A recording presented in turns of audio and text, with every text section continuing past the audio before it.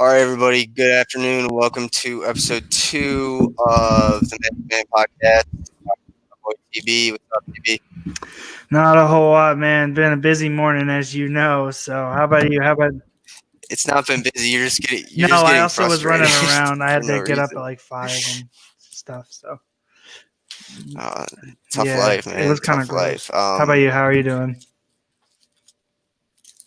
I'm still pretty sad, but Yeah, whatever. I mean, So we got a lot to talk about today. NFL playoffs. We're gonna kind of go into our first mock drafts, both the 1.0 versions, and yes, I'm still sad, but so let's get into it today in sports history. In 1950, after a 15-14 season, Bob Feller of the Cleveland Indians took a $20,000 pay cut. Takes a $20,000 pay cut from the Indians, and he was the one who suggested it. Very different from today. That would never happen. And then in 1951, the NFL rules offensive guards, tackles, and centers are ineligible for the forward pass. wow. So, obviously, because it's fresh in everyone's minds, we're going to kind of get into the NFL playoffs first and then go to our draft, and we'll close out with some on the NFL Coaching Carousel, college hoops. There's nothing really to talk about NBA and, anything else going on, really. But so we'll get to the NFL playoffs. We're going to start from the most recent game back all the way to Saturday's first game. So the first one we're going to talk about is the Bucks versus Saints. The Bucks outlasted the Saints 30-20. I think the big question coming out of this is Drew Brees done? Yeah, that game last night was actually very difficult for me to watch because I've been a big Drew Brees fan for a while now. And it was really difficult watching him kind of go out like that, not being able to be that dominant performer that we've seen from him in the past. But he looks done. I mean, his arm has been gone for the past 2 years at least. Yeah, he can't throw the ball downfield. In that offense, you need a quarterback that can throw downfield. And I mean, it's not really his fault. I mean, he hurt his shoulder when he first came to the NFL. I mean, he lasted for much longer than everyone else thought he was going to do. I mean, he basically holds every single passing record in the NFL. I mean, it's like every Monday night football game that the Saints are in, Drew Brees sets another record. So, yeah, but I agree. I think he's done. I don't know where the Saints go from here. Obviously, their backup is Jameis Winston and Taysom Hill. Taysom Hill didn't play yesterday. But before I get into that, I've never really understood the fascination with Taysom Hill. Do you? I mean, you're preaching to the choir. My family actually makes fun of me for how much I hate Taysom Hill. Yeah, I don't really. I mean, he went to BYU. I don't really care about him, but I just don't know why. Like on the goal line or in certain plays, Peyton brings him in. It doesn't make sense, and especially from an analytics standpoint, it just doesn't make sense. But So I don't think you can go forward if you're the Saints with. Obviously, you can't go forward with Jameis Winston, and I don't think you can go forward. I don't think you can go forward with Taysom Hill either. Yeah, so I know that Sean Payton, and I know we can't really trust anything that these NFL coaches are saying this year, but I remember Sean Payton a little while ago saying going into the offseason, our number one priority is bringing Jameis back. I mean, I know that he was bad. Like, we all remember how terrible he was. He was so bad, he was funny. It was fun. And yes, and all the off-the-field antics made him, untouchable or whatever. I think that they're going to bring him back, and I actually don't hate it. I think that a year under a guy like Brees that can kind of teach him where to go with the ball, how to kind of be a pro, even though he's in his seventh season. They won the two. Yeah. No, I think he's in like his 9th season. Is it really that late? Well, when did Florida State win the national championship? Oh, 2014. Yeah, so he's in 6th or 7th season. Yeah. So he's in his 6th or 7th season, and he was a starter from day one. Like, he was dropped at number one. He was number one, right? And Mariota was 2. Mm-hmm. Either way, he was thrown into the position, and no one ever really taught him how to be a pro. So the fact that he had a year under Brees to kind of see almost what the gold standard is, because Drew Brees, in my opinion, is the gold standard. He never had really off the field issues. He was just focused on the game, a competitor, played at the highest level, all that good stuff. Having a year under him could kind of bring Winston back into the fold. And he's like, I get the 30 picks. Everyone makes fun of the 30 for 30, and he threw 30 picks, whatever. He still threw for 30 touchdowns. And how many of those interceptions were in the end zone? I couldn't tell you personally. I mean, but the big problem with Jameis was when he was with the Bucs. I'm sure you've seen reports on this, but he like can't see very well. Like physically, his eyes aren't very good. Well, that's like, why he got the LASIK in the offseason. Yeah, he had the LASIK, and now he's got the better vision. I guess that's probably the best option for the Saints going forward, because I don't think Taysom Hill's an NFL quarterback. He can't be. And you got to remember, when he threw that 30 for 30, like, take away some of those interceptions with the decision-making skills he picked up from Breeze, but he still led the NFL in passing yards. It's also Tampa Bay's offense. They're. And I'm not trying to give all the credit to Winston. Like, yeah, I know the offense was cracked. They had two really good receivers and OJ Howard and all that stuff. But, I think that he could turn into a better quarterback now, having been under Breeze for a year or two. Yeah, I think with what I think they're going to be the 28th pick. Now that they lost, I don't think Mac Jones or Kyle Trask falls that far, because there are so many teams in the NFL that need a quarterback. So I don't think he falls that far, and I would highly doubt the Saints are going to trade up to get Mac Jones or Kyle Trask. Mm-hmm. So I think I have Trask falling into the second in mind, but I was looking back over my mock, and I agree. I think that he should be a first rounder as well. If Mac Jones is, then Trask has to be that was an oversight on my part. So. We'll get into Mac Jones and your stupidity on that in a little bit, but you misunderstood what I was saying. That's all I'm going to say. I read something that you wrote, so I don't know if I misunderstood it or you miswrote it, but so yeah, I think the best chance for them going forward. They still have Alvin Kamara. The situation with Michael Thomas is kind of. I don't know if that's like fixable or if it's not really a big deal or anything, but he's one of the top 5 receivers in the NFL when he's healthy and playing and has good attitude. And their defense is still pretty good. Cameron Jordan's pretty good, and their secondary is all right. But I think the best chance for them is to go forward with Jameis and just hope that he doesn't. Either you hope that he plays really well and you make the playoffs, or you hope that he plays really bad and you get a top 10 pick. I've also been hearing a lot of Deshaun to New Orleans potentially. No way. I don't think they have the cap space for it, but I don't think they have the cap space. I don't think they have the draft capital. The only team that I think has the draft capital going forward to get Deshaun Watson, I've heard the Bears up a lot. And I've also heard the football team, but I also heard the football team is going to have to get Watson. They're going to have to give up one of their young defenders, which I highly doubt they'll do. I wouldn't do it personally. That's why I'm so against the Jets doing it. Like, we haven't had a ton of draft capital over the past 5 or 7 years. So now that we finally have it, why are we going to sell the farm for a guy that's going to, destroy the cap room that we actually have? Yeah, Robert Saleh is obviously a new coach. We'll get into that with Coaching Carousel, but he's a defensive-minded guy. Mm-hmm. So I think they stay with Darnold for another year and then just kind of wait and see. But I think Watson's going to end up in either Chicago. I would love if he went to Chicago. Get him out of the AFC. He's really good. I don't want him in the AFC anymore. Or I think Miami, because Miami probably gives them the best package. Yeah, 2 and some picks. If Miami's willing to part with, they have 2 first-round picks, so if they are willing to part with the later of the first-round picks and Tua, and then maybe some other draft picks or money thrown in, I think that gets it done. It just all depends on if Flores wants to keep Tua or not. So, yeah, that's the most ideal or most logical situation for Watson to go.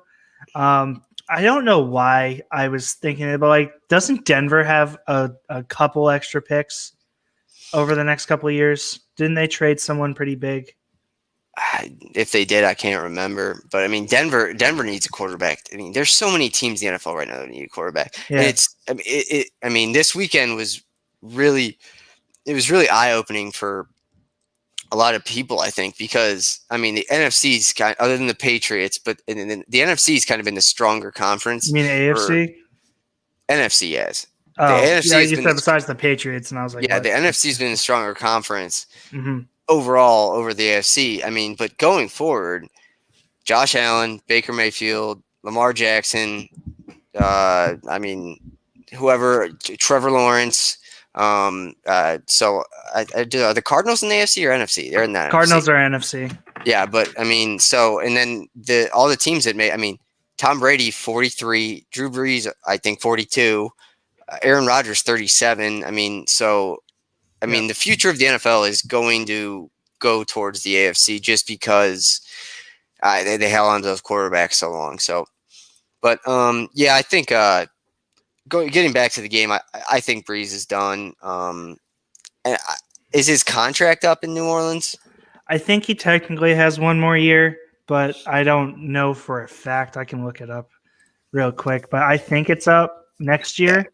I mean, they might want to keep him around. I But don't know. if he's there, he's gonna start like. And well, that I mean that's just way so. I mean, I know we've talked about and everyone's talked about like tanking for draft picks and how it's stupid. I mean, Drew Brees is still good enough and runs that offense well enough that he's going to get you 9 to 11 wins. All right, he is up this year. I thought it was a 3-year deal. Um, it was a 2-year deal. So he's done after the 2021 season. So yeah, I was right. I mean, so yeah, I think he either retires or he does the Phillip Rivers route, which I don't really see him doing, considering he spent most of his career in New Orleans. But you never know. So, even more of the question is, I mean, if Tom Brady, I think the only way Tom Brady comes back again next year, he did sign a 2-year deal, didn't he? Both of them did. Yeah, Breeze and Yeah. Brady signed him last year. Breeze, I think I'm reading this right. Breeze could come back next year for $25 million. I mean, they need to adjust that if they're going to bring him back, like heavily. Yeah, well, he signed a 2-year, $50 million deal, and then they're paying him after he was done off that contract potentially. So if he retired after next year, they'd still pay him like another $9 million because they took a smaller hit last year. So they could do a Bobby Bonilla deal if they really wanted. Yeah, but I mean, yeah, just going forward though, like I said, the NFC it's getting old. I mean, even Russell Wilson's old now. Russell Wilson's like 32, but That's not that old. it's not that old. But He's still got a lot left in the tank. I mean, basically, what the key to winning the Super Bowl is now, with the way the contracts are going and the way the league is going, your best chance to win a Super Bowl is with a rookie quarterback on his first contract. Yeah, like Mahomes. Yeah, like Mahomes. He's still on his rookie deal. I think no, I don't think he's on. No, he doesn't. I mean, he signed an extension for like $350 million this year. Yeah, no, he signed the extension that like totals 10 years, $500 million. But I think this was the last year of his like rookie deal because the extension's going forward. It's insane that. So of the 4 AFC quarterbacks that played this weekend, Baker, Mahomes, Lamar Jackson, Josh Allen. Yeah. Baker Mayfield's the oldest one. Yeah, 25 and under. Yeah, so Baker's old. Baker and Mahomes are 25. Lamar's 24, and I think Allen's 24. Yeah, I know Mahomes and Allen are 24, and I assume Lamar Jackson's either an old 23 or a young 24. He's 24. I know that. All right, so with that one, I mean, there's nothing much to say. Tom Brady's back. I mean, it is. I am so happy that I like Tom Brady now because he doesn't play for the Patriots.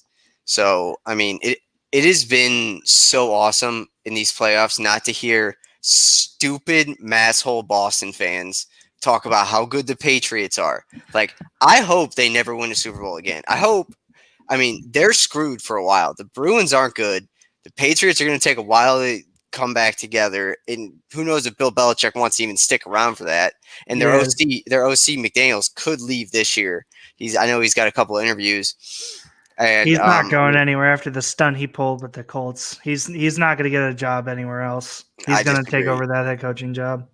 I don't think so. I think he. I mean, New England's become toxic. I mean, Yeah, that's true. Now I that forgot about Brady's that. gone, New England's become toxic. Nobody, I mean, for the years and years, people always talked about how Brady and Belichick were so good together. And really, a lot of people thought it was Belichick. Some people thought it was Brady that was the real winner there. But, I mean, nobody wants to go to New England anymore. Now that they're not winning, I mean, who wants to play for a grumpy old coach? Nobody. I mean, Yeah. with all the young coaches around now, and with so I mean, I'm so happy. I mean, the Red Sox are going to suck.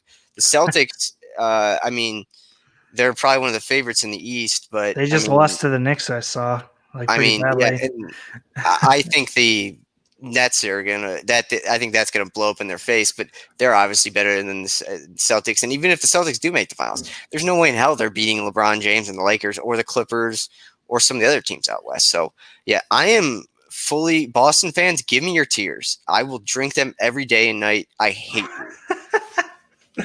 So Yeah, I mean, you said like, oh, I like Tom Brady now that he's not a Patriot. I'm sitting here thinking to myself, I don't know if I'm ever going to be able to like Tom Brady I mean, while I he's agree. playing football again. I don't really like him now, but I don't mind him now. Like if they win the Super Bowl this year, cool. That's pretty cool. Good for him. Yeah, But no, I get that, but like, I had to live through that in my division. I got stomped by that guy twice here, and he was running up the score and all that. So like, well, I mean, I don't know if I can get past it. Even though I like a lot of the stuff he does, like charity wise and all that stuff, but I don't know. I don't know if I can get behind Tom Brady. I mean, you should like Tom Brady more than Ben Roethlisberger is the same as Tom Brady for the Browns. Yeah, so now you understand what I'm feeling. Now Yeah, that you're like, I mean, Ben Roethlisberger is just a bad dude. I mean, oh yeah, no, he's an he asshole. should be in jail. So, but I mean, for up until either last year or late this year, he was the winningest quarterback at First Energy Stadium, which is insane. But with that, that's a nice segue. We'll get into the Browns Chiefs game. I'm gonna make this. I don't know, not quick, but I'm gonna kind of try and get through it.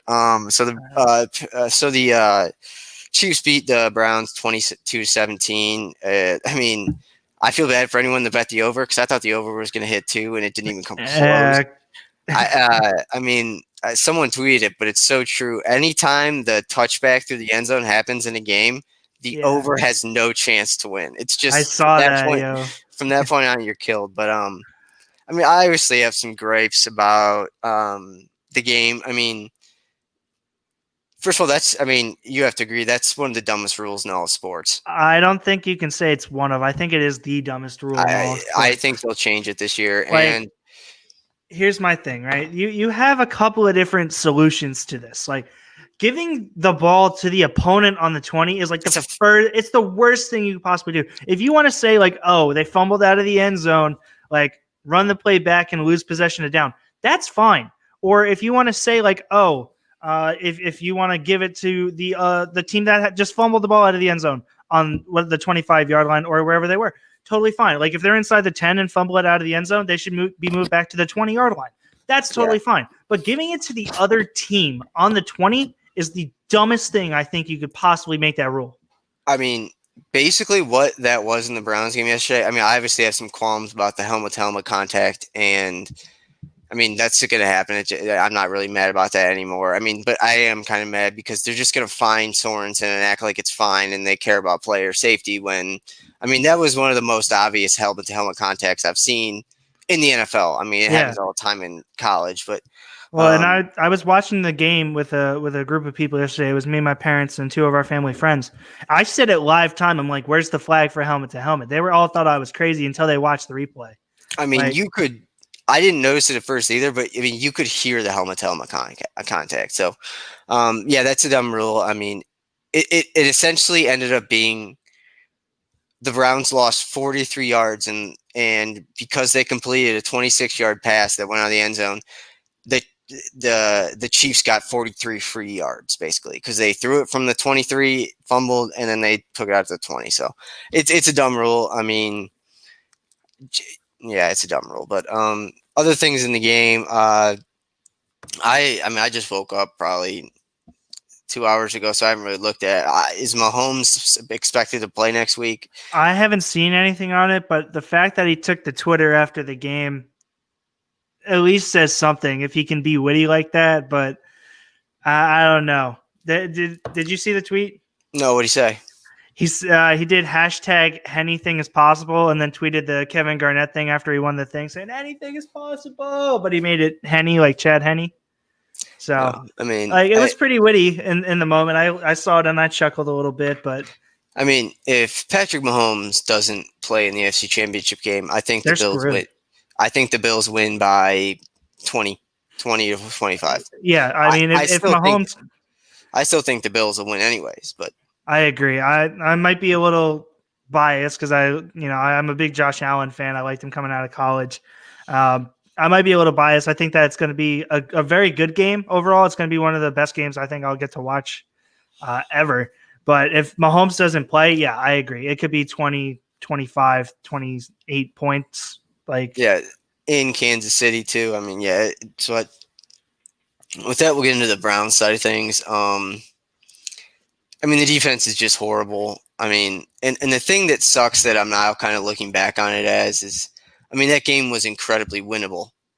Whether it was because Mahomes was hurt or because of whatever, but I mean, the Browns could have won that game easily. Well, and I remember Hunt ran it in for a touchdown and cut it to 5. Like you were literally within. I know, and then that Chad Henne pass that got picked off.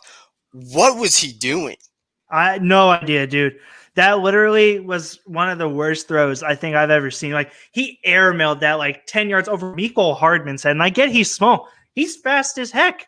Yeah. He would have been in the end zone and you overthrew him by like 10 yards. That was literally right to the safety. Was it Carl Joseph? Was that the safety? Yeah, Carl Joseph. Yeah. He threw it literally like he was throwing to Carl Joseph. I when that happened, like people started cheering, they were happy, and I was like, did someone jump off sides? Like there has to be a reason for this. And yeah, I don't know what that was, but I'll give Henne credit. I mean, that 14-yard scramble, not to get the first down. And then, I mean, the size of Andy Reid's balls too. Just, oh my God. I mean, did you see the quote after it?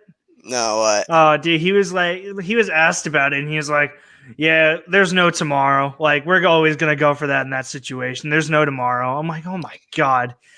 Balls of steel, dude. I mean, great play call. So I give the Chiefs credit for being able to pull it out. One of the other funny things, I don't know if you saw it, but did you see when CBS cut to commercial right as Tyreek Hill pushed his coach? And I thought for sure, like I was so bummed. I was like, oh, they're collapsing. And then they came back and they were like, oh, it's just joking between him and the wide receiver coach. I was like, I'm wide open, man. Tell him I'm open. Yeah, but yeah, I give credit to the Chiefs. They're a good team.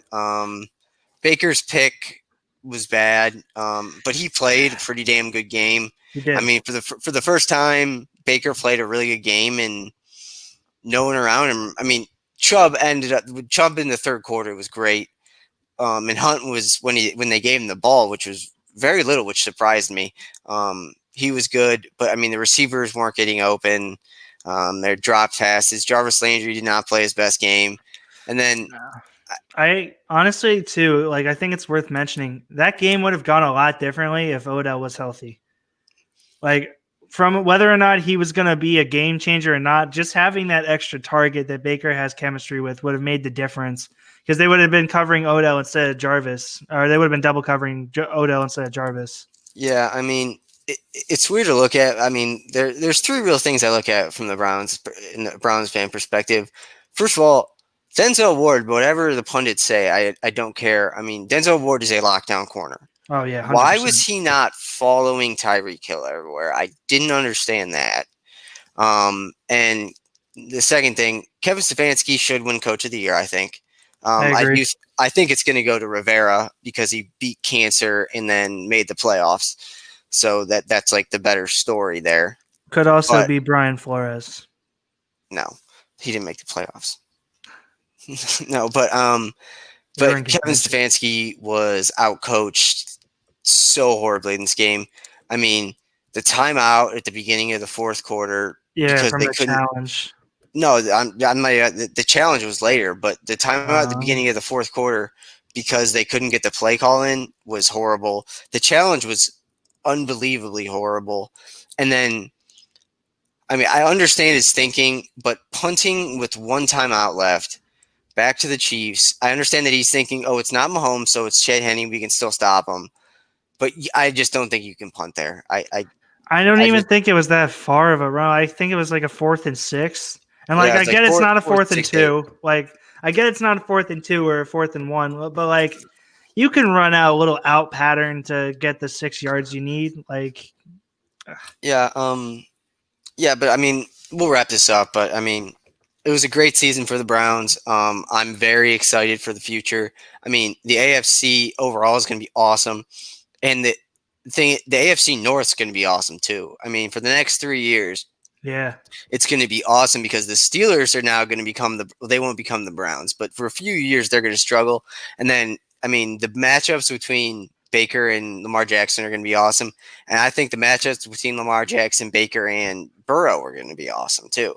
I mean, Well, and I wouldn't be surprised if the Steelers made a run for one of these free agent quarterbacks, or if the Jets do what I really hope that they don't do and take Justin Fields, they could trade Darnold to the Steelers, because I feel like that's going to be a fit that they're going to be looking to make happen.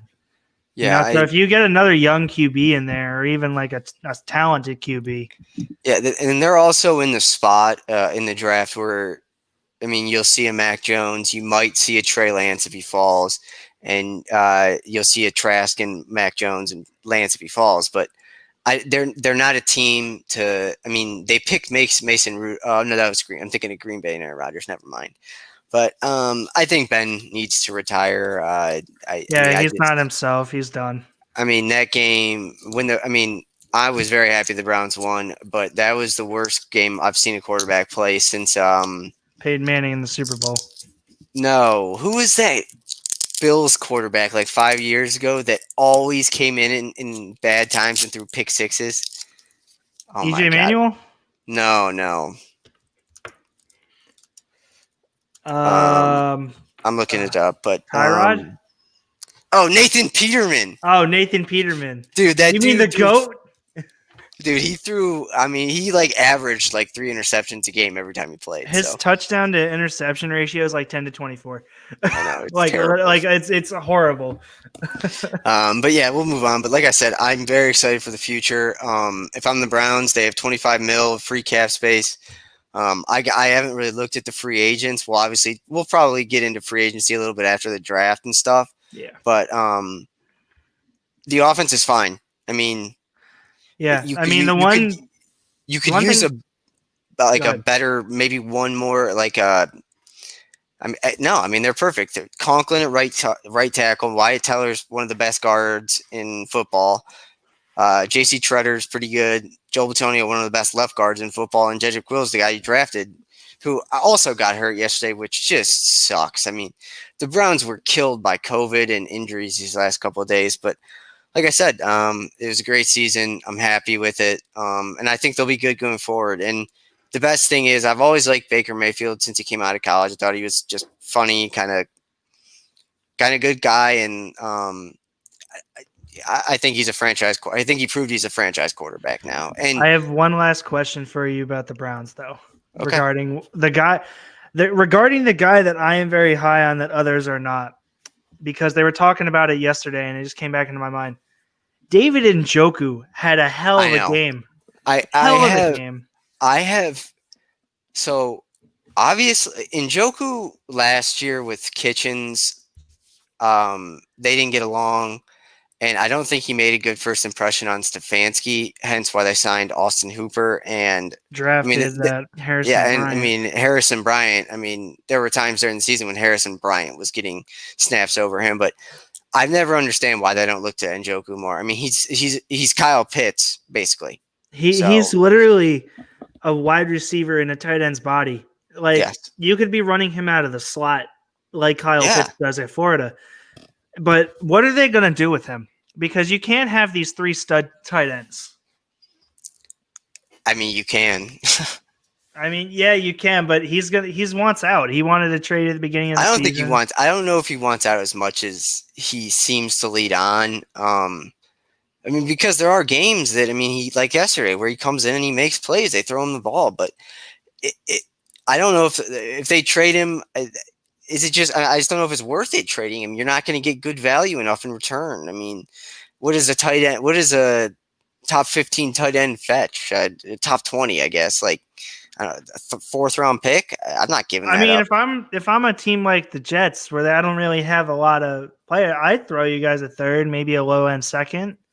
You know, the guy's talented. Yeah, You know, and he had a good game yesterday. Yeah, so.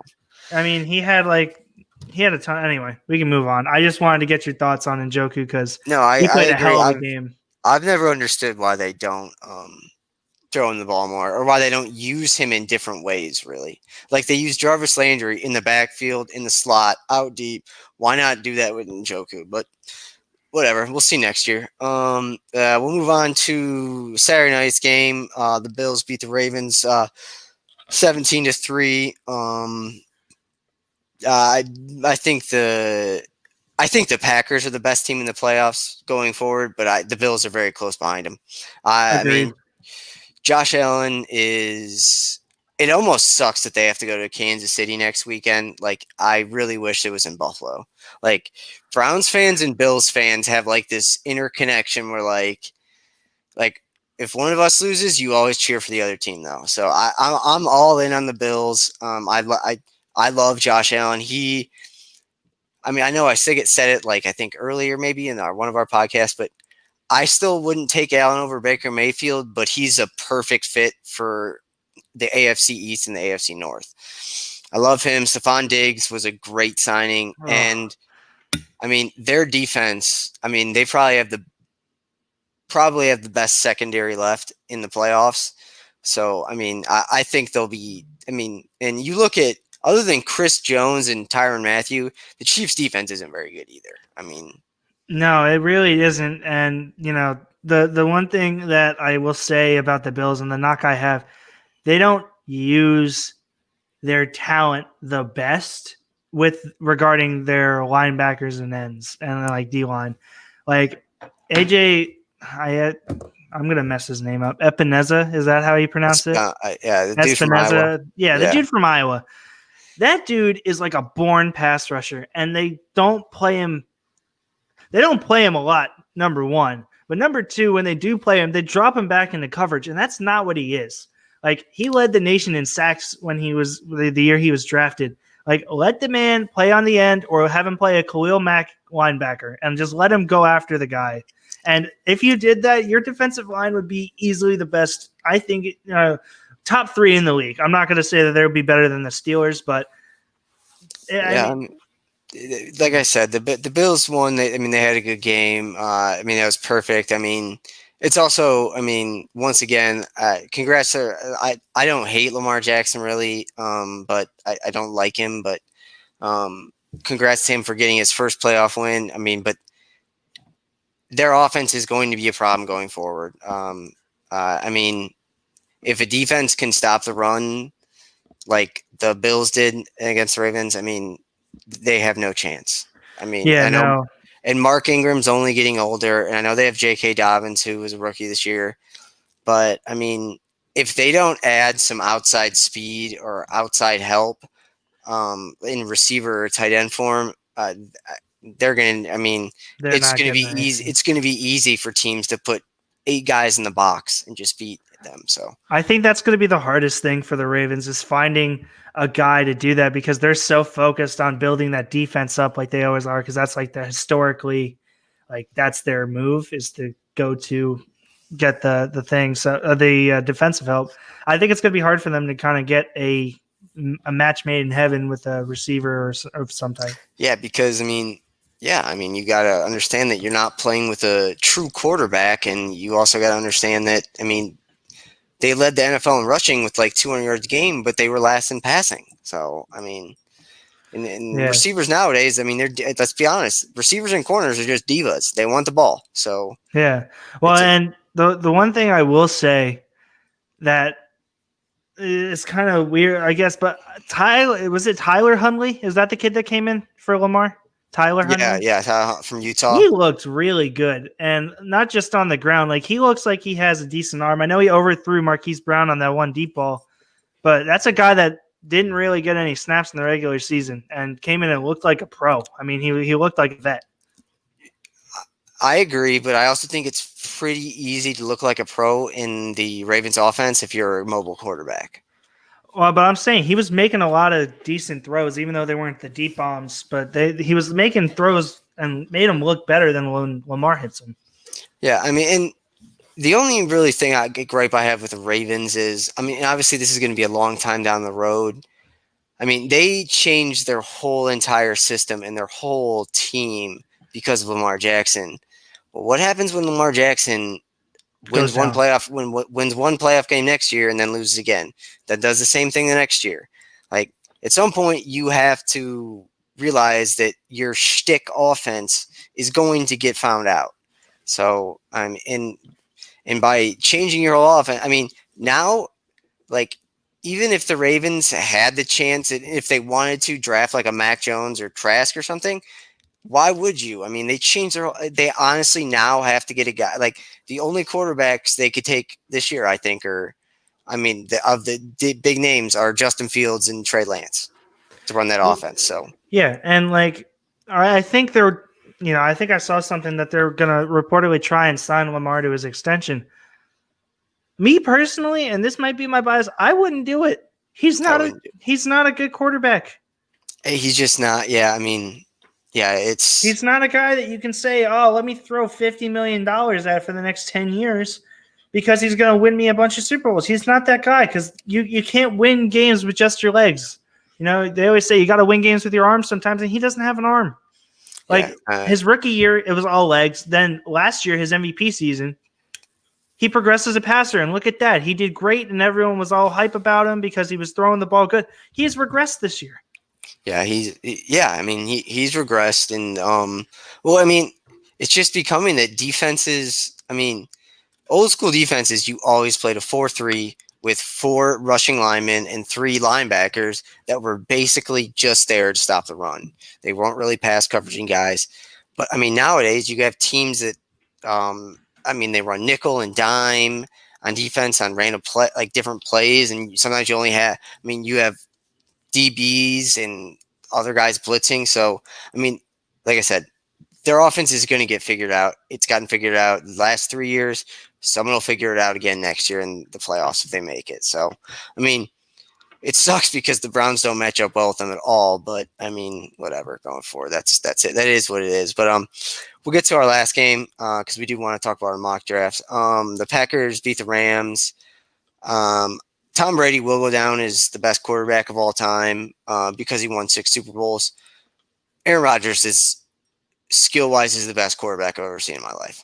Yeah, everyone says he's the most skilled, whereas Brady is just the best overall, and I kind of agree with that statement. If Rodgers stays for 2 more years, he wins Super Bowl this year, and then maybe wins 1 more down the road, then you can have a conversation about him and Brady.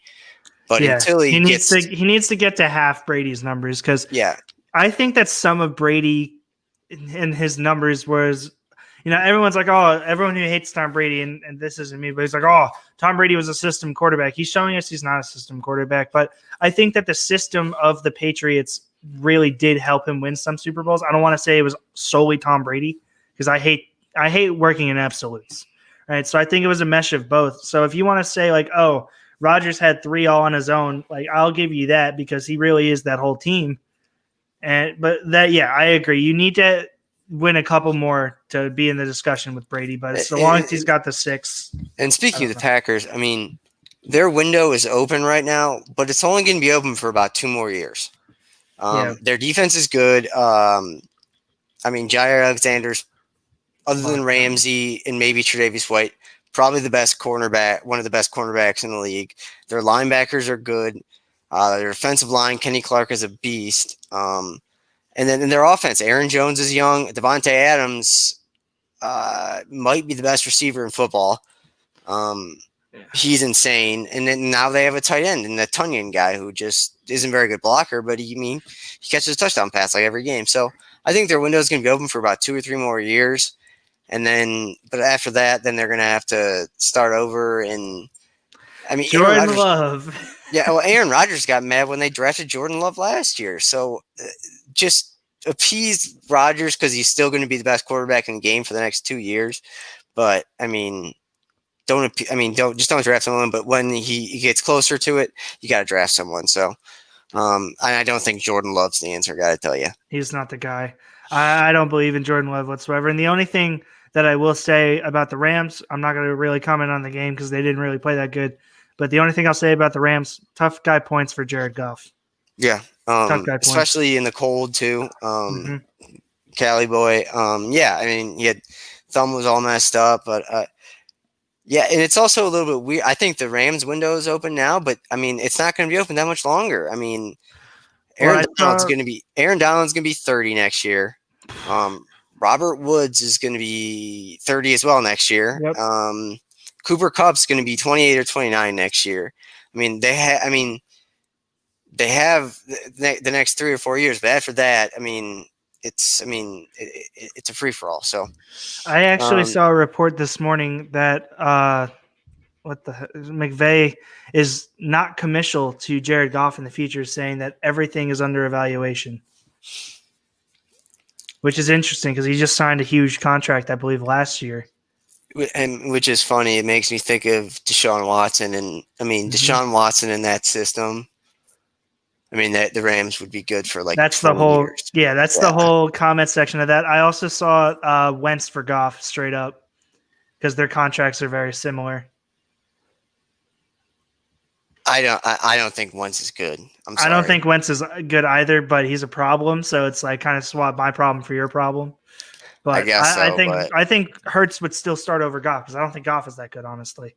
No, I don't think so. They were, like you said, tough guy points, but other than that, yeah. And so obviously the Rams, I mean, they seem to have, after they made the Super Bowl, I mean, with the youngest quarterback, youngest coach, they've kind of stumbled the last 2 years. So it'll be interesting to see where they go forward. With that, we'll just close it out. What are your predictions for the AFC and NFC championship game? And I think Mahomes is. I think Kansas City's going to jump through hoops to make sure Mahomes plays. If it means cheating, if I was a Chiefs administrator or someone in that building, I would cheat to make sure Patrick Mahomes plays. So, well, the NFL is going to make sure he plays. That's the poster child of the league right now. Yeah, exactly. So he's going to play some point. He's going to play at some point, or at some point, the NFL is going to step in and be like, "Oh, he's magically cleared." So Mahomes is going to play in this game, and it's going to be a really nice game. I think, like I said, this might be the best game we'll ever get to witness. I like the Bills just because they're a more well-rounded team, but I won't be surprised if the high-powered offense of the Chiefs overwhelms them. Yeah, I got the Bills 34-28 over the Chiefs, and I got the Packers 27-18 over the Buccaneers. Yeah, I would go Packers as well because I think the defenses are really similar between the Packers and the Saints, but like you said, Rodgers is the most skilled and has a better – I don't know. That one's another really good game. I could see the Bucs pulling that out, but I'm going to go with the Packers here. Yeah, the Bucs seem to have finally because it seemed for the whole year they were trying to fit players into places where they didn't really fit. Leonard Fournette was not very good in the regular season. He was great last night. Their receivers after adding Antonio Brown. You have Evans, Brown, and Godwin, and it kind of came down to another NBA thing. There's only one ball. So, but they seem to have overcome that. And Brady doesn't force balls to anyone. He threw a really nice pass to Tyler Johnson last night. Scotty Miller had a deep ball. They just used their weapons. Scotty Miller's a good guy. I'm not saying anything against Scotty. All right, He's pretty good. He went to Bowling Green. I didn't say anything about him. I'm just saying. He's not afraid to throw the ball to whoever's open. He's not going to force it to the weapons, and I think that's what really makes the Bucs click. I think he was trying to force it to Evans and Brown and then trying to get it to guy. I think he was trying to do too much. Now, I think last night Brady was just taking what was open. Yeah, that's what really made it click. Brady, like I said, the whole year they've been trying to figure out how this thing works, and it almost seems like they're clicking at the right time. They're flipping on the light switch at the right time. So, Yep. So we're already 45 minutes in. So we are going to go over mock drafts, but we'll do our first 10 today, and then 20 next week, or the next 10. Is anyone recording after us? All right, fine. We can stay on forever then. I got nothing to do. I chunked out a block so that we could go over all this. Okay, well, then we'll go over the mock drafts then. Let me pull mine up. You can kind of explain it and get into yours real quick. Let me pull mine up. Yeah, so this week, Justin and I went through the first round, did our mock drafts based on, the way that the season finished for the teams that did make the playoffs, and then mine are to the order of the game results last weekend. So I went based off of the remaining record for the remaining teams. I didn't update it over this weekend's games, but it wouldn't really change their picks in my opinion. So I just left them, but yeah. Yeah, I think mine is from I think January 5th. So I mean, obviously the first 14 are set, but we'll see going forward. I don't think the top 10's changed at all, obviously. So, but we'll get into it. So, I think we'll. How do you want to do this? You want to just just go over them? Yeah, we could go the pick, say who it is, and then we each kind of give our 2 cents. Is what I was. Yeah, that's feeling. cool. That's cool. I think we're both gonna obviously have Trevor Lawrence, the Jaguars. I mean, there's nothing really to say. I would be surprised if it's not. You were saying last week that something about maybe because Myers there that he might. Yeah, take no, Fields. I was saying I've actually seen some credible things come out that he's kind of thinking about it, which would be incredibly dumb. But I'm praying that happens. But I said that banking on the fact that Fields would have a really good game versus Alabama to make it a competition between him and Lawrence, and then having that the Ohio State connection with Meyer because he recruited him. He didn't have that good of a game, so I think it's Trevor Lawrence locked in as well. But I am praying that happens. That they take Fields? Yeah, I'm praying that the Jaguars take Fields because that means that the Jets will take Lawrence. Yeah, I mean, all in all, I mean, as good of an athlete as Fields is, and Trevor Lawrence is just as good an athlete as not just as good, but he's also a great athlete too. I mean, he can run. I would say he's probably the best quarterback prospect since Andrew Luck, and I think he probably has a higher ceiling than Andrew Luck ever did. Yep, I 100% agree. But yeah, I have Lawrence here too. It's not really a question. Yeah. All right. Well, we'll get to number 2. Like I said, mine is from further in the past. You did yours this past week, but like I said, top 10's still the same. For the Jets, I don't know. I have this pick, and I don't hate it. But the more I look at it, the more I don't think they're going to do it. But I have them taking Zach Wilson out of BYU. Basically, I think the Jets are stupid. They remind me of the Browns of the 0-16 and the 1-15 years.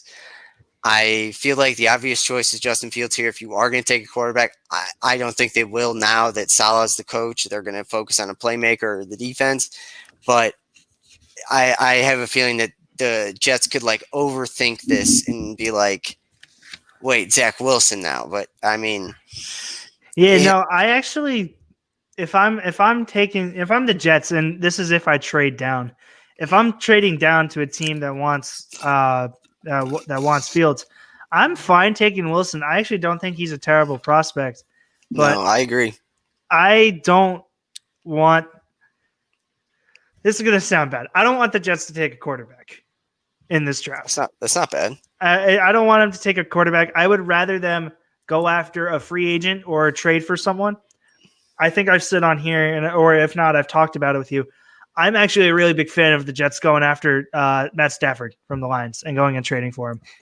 I mean, that is now that you said it, that's a very good idea for the Jets because you're going to have Matt Stafford, who's going to be probably a 32. 1-year guy. Well, he's 32. He's not that old. Yeah, but you signed to a 1-year deal. I think he has 2 left on his contract. Well, I mean, Detroit's going to move on with it. I mean, they have a new coach. Yeah. There's no way they stick with him. Matt Stafford, Phillip Rivers, if he decides to play for another year. I mean, any of those older guys that are just looking for a 1-year thing, I think that's a better idea for the Jets, just as a stopgap. And just because I think Justin Fields will end up being good in the right system. Jets But aren't going to progress him. The Jets haven't progressed a quarterback really ever. Like you look back at all of the guys that they've taken, like even going back, like Ken O'Brien sucked. God, I can't even remember all of them.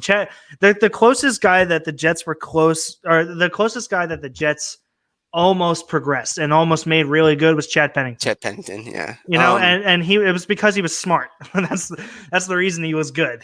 Who was the dude who did the butt fumble? Aaron Sanchez? Mark Sanchez, yeah, that guy. Yeah, that guy sucked. It was all the defense that brought us there. Yeah, but yeah, I mean, I think it's a much better idea for the Jets to stopgap, just because, and like I said, I do think Fields would be a good prospect, but just because of this, like, Lawrence is on such another level than any of the other quarterback prospects that it's a huge drop off. Exactly. I think so. I agree. I think they should.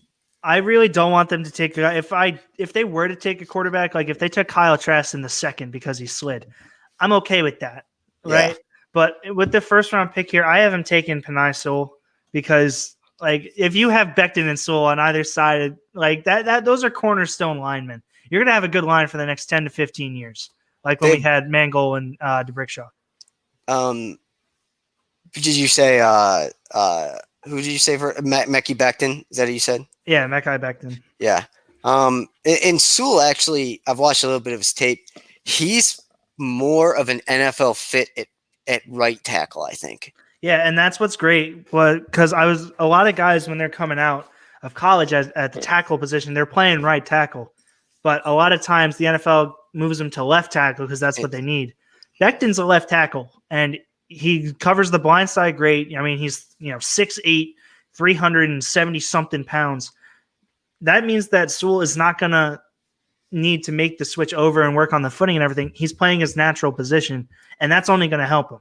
So having two cornerstone guys like that where you're going to just have a great line is only going to help a guy like Darnold actually move forward and become an actual starting quarterback. See, this is where I kind of disagree with you on the Sewell pick, because I think if the Jets are going to sign a 1-year guy or maybe a 2-year guy like we were talking about with Stafford or some of those other guys, I think you have to add a weapon. And like, because if you're the Jets and this is bad, you sign a 1 or 2-year guy, you don't really care about their health that much. You know what I mean? Like, yeah, I get you. And I'm a fan of going after a guy like Stafford, but Darnold has shown flashes. So I understand if they want to give him another year, because they have him for another 2 seasons if they want him, because he's going into his 4th year, have the 5th year option. So, and if you're bringing in a guy like Rivers plays well behind a really good line. Because he's not mobile at all. He's not mobile at all, so he needs the extra time. So bringing a guy like Sewell in and saying, hey, look, we've beefed up our line over the past 2 seasons, that could be enticing for a guy who's like Rivers trying to just get another paycheck and cash out before he retires. Yeah, I mean, he does have like 13 kids, so he needs all the money he can get. Exactly. So I would say my point is basically, I think if they're going to stay with Sam Darnold, I think they need to add a weapon for him. I think that's most important. And then if they add like a 1-year guy, 2-year guy, then I think you take Sewell, just because you give him 1 or 2 years to figure it out. And then by the time you're ready to draft a quarterback in 1 or 2 years, if Sewell's not the guy, then that's fine. You move on. Mm-hmm. But other than that, the Jets have that Seahawk pick, so I haven't taken a weapon later on. Okay. I balanced it out. So I said, like, they're going to take the lineman here, and then they'll get him a weapon later, because I actually really like the skill position players in this draft. Even though it's not as deep as last year, like the receivers, the tight ends, and the running backs are all really good.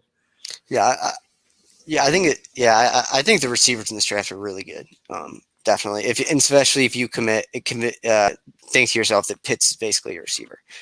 So for the 3rd pick, I really should have redone my mock draft. I clearly did not, but I have the Dolphins taking Justin Fields.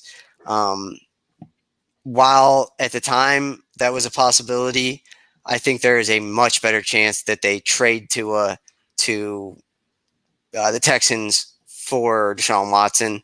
Yep. So I basically I think now looking back, I think either the Dolphins get Watson or they stick with Tua next year and add a weapon. So I think either way, Yeah. you're adding a weapon to Miami, not a quarterback, unless it's Yep. Deshaun Watson. I have them taking Devonta Smith, and that might be a little bit early, but I mean he's a Heisman Trophy winner. They have Devontae Parker, so and I actually compare Smith to Parker a lot. So I think that adding him, who's a little bit quicker and a little bit bigger, I guess you can say. I don't even know. He's not bigger. He's smaller. He's not bigger, smaller. Well, getting him a weapon is of the utmost importance, and I had a hard time between Jamar Chase and Devonta Smith here, so I went with Devonta Smith. And if they go defense too, I mean that defense could use a little help. Yeah, I mean, I think they'll go best player on the board here, unless for some reason Lawrence is still on the board. I think anyone past the first two picks, if Sewell or Lawrence, obviously, is on the board past the first two picks, a team will take them instantly. Like the pick will be in as soon as they're on the clock. Yeah, that should be exactly what they do. But 100%. But yeah, like I said, I think adding a weapon. I've watched a little bit of Devonta Smith film, and I don't know if he's going to be a dominant receiver in the NFL. I liken him to right now a poor man's DeAndre Hopkins. He can catch anything, but he's not nearly as physical as DeAndre Hopkins is right now, and he's not as strong. Devonta Smith to me needs to put on 20 to 30 pounds. I was just going to say that before I start to, but I like the pick, but I think they need to realize, and it's a Dolphin, so it should be okay. I think they need to realize that he's going to take a year or two to really mold into the NFL player that we all want him to be. Because I think if he throws on some pounds, I mean, he has hands that are insane. He has speed that's insane. And you can put him in the backfield. You can put him in the slot. You can put him out wide. So I think he is the best weapon, or will eventually be the best weapon, because he has the highest ceiling.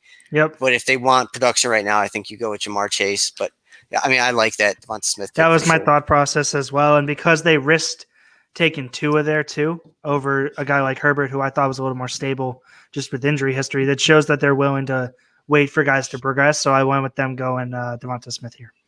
Yeah, if they don't trade Tua this year, I think they'll obviously stick with him. I think the flip-flopping has to be done next year if they stay with Tua.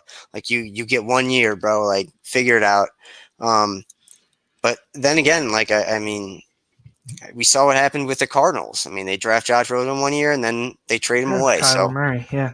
Yeah. So yeah, that'll be interesting for the Dolphins. But like I said, if Lawrence or Penei Sewell falls, and then if not, it's whatever your big board, the top playmaker is on offense. I think so. Agreed. And then Sporting News actually released a new mock draft today. They had Devonta Smith going to the Jets at 2. So I really don't want that.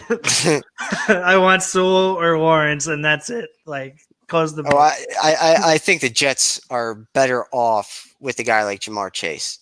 Yeah. But because he's a bigger dude, and I know people hate me for doing this and hate like people from the AFC North and AFC East, but it's different playing in the AFC North and the AFC East. It gets cold, it snows, it rains. Like, that's why Josh Allen is the perfect quarterback. Because he played up in Wyoming. Yeah, and I think bigger receivers are just better for that kind of weather.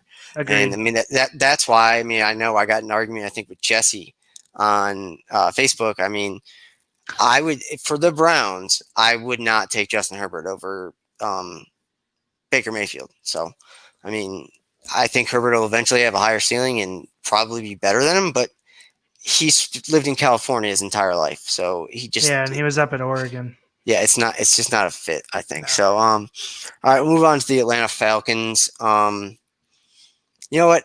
I did go with Jamar Chase, but that's not a terrible pick because he will kind of replace Julio Jones, who seems to be on the back end of his career. But And he I might think get traded. Did you he see might get the traded. Did you see the press con or not the press conference, the reporter conference with Arthur Blank, the owner of the Falcons? No, what do you say? All right, I have his quote here. I put it in my little blurb. When he was asked about the head coaching position, he said, quote, "What I think is important, most important, is that we hire people who are, number one, at the very best at their jobs. That goes without saying. Who will come forward with a plan for us to have a championship team, a competitive team, etc. And that may include Matt and Julio for now, the next year, the next 2 years, 3 years, or may not. I have no idea." And the fact that he said them by name scares me a little bit. Um, like I said, I picked Jamar Chase, not a horrible pick. Also, I didn't know Julio Jones they might be taking offers for him. I'll trade Odell Beckham for Julio Jones straight up right now. 100% agree. But I went, so you went with Chase, you said? Yeah, but now that I'm relooking, I think if Fields is on the board, I think they take Fields. That's who I had going there. I was, he's a Georgia kid too. I think, didn't he grow up in Georgia? Yep. Yeah, so like it's a hometown hero type thing. So I like Fields there if they truly are. And like goes back to my point with the Jets. They could trade for Matt Ryan because they're one of the few teams that has the contract. I would hate that. I don't want them to do that, but they could. They could do a deal for Julio and Matt and take on both their big contracts. Yeah, I mean, I wouldn't. I don't want Matt. I don't want Matt Ryan, but like I said, I'll take Julio Jones. But for me, the Falcons are so weird, and I don't want to say it's like superstitious, but it's really almost like the comeback the Patriots made against them in the Super Bowl. I mean, they killed Atlanta. Like, Murdered. I mean, they were. Yep. They killed them. I mean, like after that, they have not been very good. I mean, it just seems like they beat themselves over and over again every single week. So yeah, well, and since the Super Bowl, Matt Ryan won that year's MVP, right? Which boosted, and because he brought him to a Super Bowl and won the MVP, it made him get this enormous contract that he had no business getting, and that has crippled the ability to get players in there on defense, and we've seen that. They don't have money to sign these big name guys on defense. Yeah, and I mean, Calvin Ridley's young. That's okay. He'll be there for a while. Gurley. I mean, Gurley's fallen off too. Who are we kidding? But who else was I going to say? I don't know. But I forgot. Ego Smith. Braden Hurst. I'm just trying to name. I mean, their defense needs new playmakers. Trufant is getting old. I think this is going to be kind of a little off topic. This is like a milestone draft for a lot of teams, I think, where they're done with the old guard. A lot of NFC teams, really. They're done with the old guard. It's time to move on. And so, but yeah, I think if Fields is there, I think they take Fields. There's no reason. There's no reason not to. You can sign someone if you want to for years to bridge the gap, but I think Fields is the better pick for them at 4. Yeah, so. You can use Matt Ryan as the bridge of the gap and then cut him next year. Yeah. So on number 5, the Bengals. In my mock draft, I didn't really plan to do this, but now that I look at it, it's very unlikely. But I have Penei Sewell falling to the 5th pick, which I guess isn't out of the question because I don't think the Falcons would take Sewell. Not with all their other positional needs. So if the Jets go... If the Jets pass on Sewell at 2, I think Miami takes Sewell at 3 then. So, I agree, but let's say the Jets take Jamar Chase, like you said, and Miami goes with Devonta Smith, and then the Falcons get Fields. It's still possible. I don't really see it, but I mean, like that would be Sewell on the board at 5 for the Bengals. I mean, that's literally. They could not have dreamed that up better if that happens. No, and in all of the big boards or in all the big draft stuff when the Bengals were on bottom, like everyone had him taking Sewell after Joe Burrow got hurt because he needs it. I mean, he needs so much protection. I got an argument with some of the other workers. Who do you think is going to have a better career, Burrow or Herbert? Oh, that's a really good question. I was just about to say Herbert because of who he plays, but then I remembered Mahomes is in his division. I think That's a I really think good question. I think Burrow's better than Herbert. But I think Herbert's gonna benefit from being in a pass happy air raid offense, whereas Yeah, the Bengals aren't really going to be like that. I think I'm going to give the benefit of the doubt to Herbert, not only because of that, but the injury too. I think it's going to not really help Burrow, even though he doesn't have as much progressing to do. It's still going to hurt him a little bit. And the way that I look at these at Herbert and Burrow is they're going to be the Roethlisberger and Eli Manning of that class, while Tua is going to be the Philip Rivers. That's interesting. I guess I never really thought of that, but yeah, like I said, if Finney Sewell falls to them, that's just the greatest scenario ever. Who do you have him taking? I have him taking Jamar Chase, get Burrow, his buddy from LSU, back. Yeah, looking at it, unless for some AJ reason Green's a free agent. Sewell's there, then they take him. But I think it's more likely you have to take a weapon. I would not be surprised if Pitts goes early on. I think Really? I know in the earlier mock drafts he was usually a top 10 pick, and now he's kind of falling in the middle of the rounds. Yep. I think he's going to perform great at the combine, and he's different than a lot. He's almost like a Mark Andrews, but a little bit like, but he's more receiver like than. He's more dynamic. He's like Mark Andrews, but more dynamic. And at the tight end position, the tight end position I think is one of the positions in football where it translates a lot better to the NFL. Like if you're a college tight end, you end up going to the NFL, you're going to be better in the NFL than you were in college. And I think, he's just a matchup nightmare. You put a DB on him, throw him a fade. You put a linebacker on him, he's going to beat him. So, and he's very different. He's more of a new age tight end where I look at like Rob Gronkowski as like a old age tight end. An old school tight end where he blocked but could also pass catch. He's more the new age, like Mark Andrews, Travis Kelce, even Hunter Henry is a guy, where he's going to go out, Austin Hooper, where he's not going to block. He's going to go and it's funny that you brought up Njoku earlier because I think he's going to be a lot better than Njoku. I think that's a good comparison if you wanted to look at it that way. Yeah. It's a good comparison, and like I said, I think he'll translate well into the NFL. So,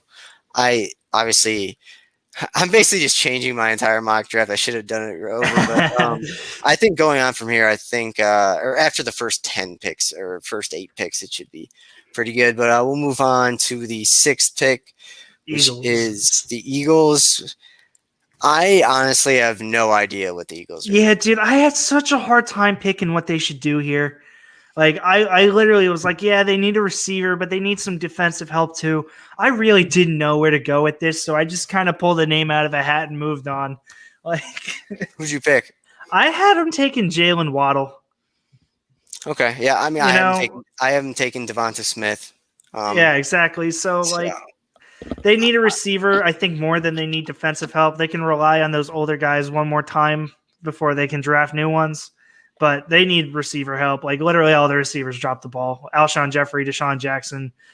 Who's that kid that they drafted last year? Jalen Reagor. They need a true one. And I think if Jalen Waddle can get right with his ankle. We saw him trying to play, and he was cleared by the doctors that he's healthy to play. He says it just feels weird. If he can get right, I think he has the potential to be better than Smith. Looking at last year's receiver class compared to this year's, I think last year's receiving class, like CeeDee Lamb, Jerry Jeudy, they were ready for the NFL right away. I think a lot of these guys aren't going to have as good of rookie seasons, but their ceiling is a lot higher. Especially seeing where everyone went. CeeDee Lamb is your prototypical 6'2", 6'3" deep threat. Jerry Jeudy's kind of like Devonta Smith. Guy. Yeah, but he's just like a regular receiver, and then you have Ruggs, who's just speed.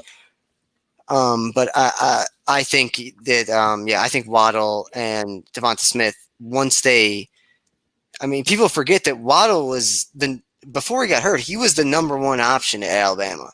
Yeah, So that's I 100% think true. I agree with that pick. But like I said, I haven't taken Devonta Smith if he falls, but Yeah, I I think mean that's just the way that the tables fall there. I have him taking my next highest rated receiver, which is what you did. So like, yeah, you know, they just, I mean, they fired Peterson, right? yeah, Peterson's gone. They're still looking for a new head coach. There are only 2 head coaching vacancies left, and I'm kind of pissed that that's the way that's shaken out because Bieniemy is now talking with the Texans, and I'm like, no one can hire him, and all these teams are like trying to hire him as fast as possible. You know what I mean? I didn't know he was talking to the Texans, but that would save Deshaun Watson in Houston. If they hire Bieniemy, I think he stays in Houston. Because But I there are read only 2 head coaching jobs left, and Bieniemy should get one of them. So Bieniemy should have gotten one like 2 years ago. I mean, yeah, I don't want to get into the racial thing. I mean, the Rooney Rule or anything like that. But I mean, he should have gotten a job he should have definitely gotten a job after the Super Bowl. But I know that the big problem with Deshaun Watson is, I guess he hasn't formally requested a trade, but they had told him that after they fired Bill O'Brien, he would be part of the search for the and GM then they and the didn't even coach. take him into a consideration. And they hired that firm to do the thing, and they didn't listen to anything of that, and they didn't listen to Deshaun Watson at all, who wants Bieniemy. So I think if they can get Bieniemy, but I think there's a better chance Watson stays. Yeah, But I think that going back to that situation is fluid, and if it's not fixed in 2 weeks, I think you well, can't and come back from that. if I'm Bieniemy, I'm pissed that all these other teams hired coaches already, and that I'm not able to go sign a deal somewhere because the Eagles were by far, in my opinion, the worst situation for a new head coach to go. Because not only do you have a quarterback controversy, negative cap room that's second worst in the league, only behind the Saints. They just fired a coach that won a Super Bowl 3 years ago. That means you have zero stability, even if you go there and win. You know, so that's like the worst situation. Now, if I'm the enemy, I'm looking at it like I could go to the Texans or I can stay here another year. You know, like I would have liked to see him go to somewhere like, oh shit, what was the team? Like the Falcons. I would have loved to see him on the Falcons. Yeah, I think he either goes to the Texans or he waits it out another year. I just don't know what positions could open up next year. The Vikings.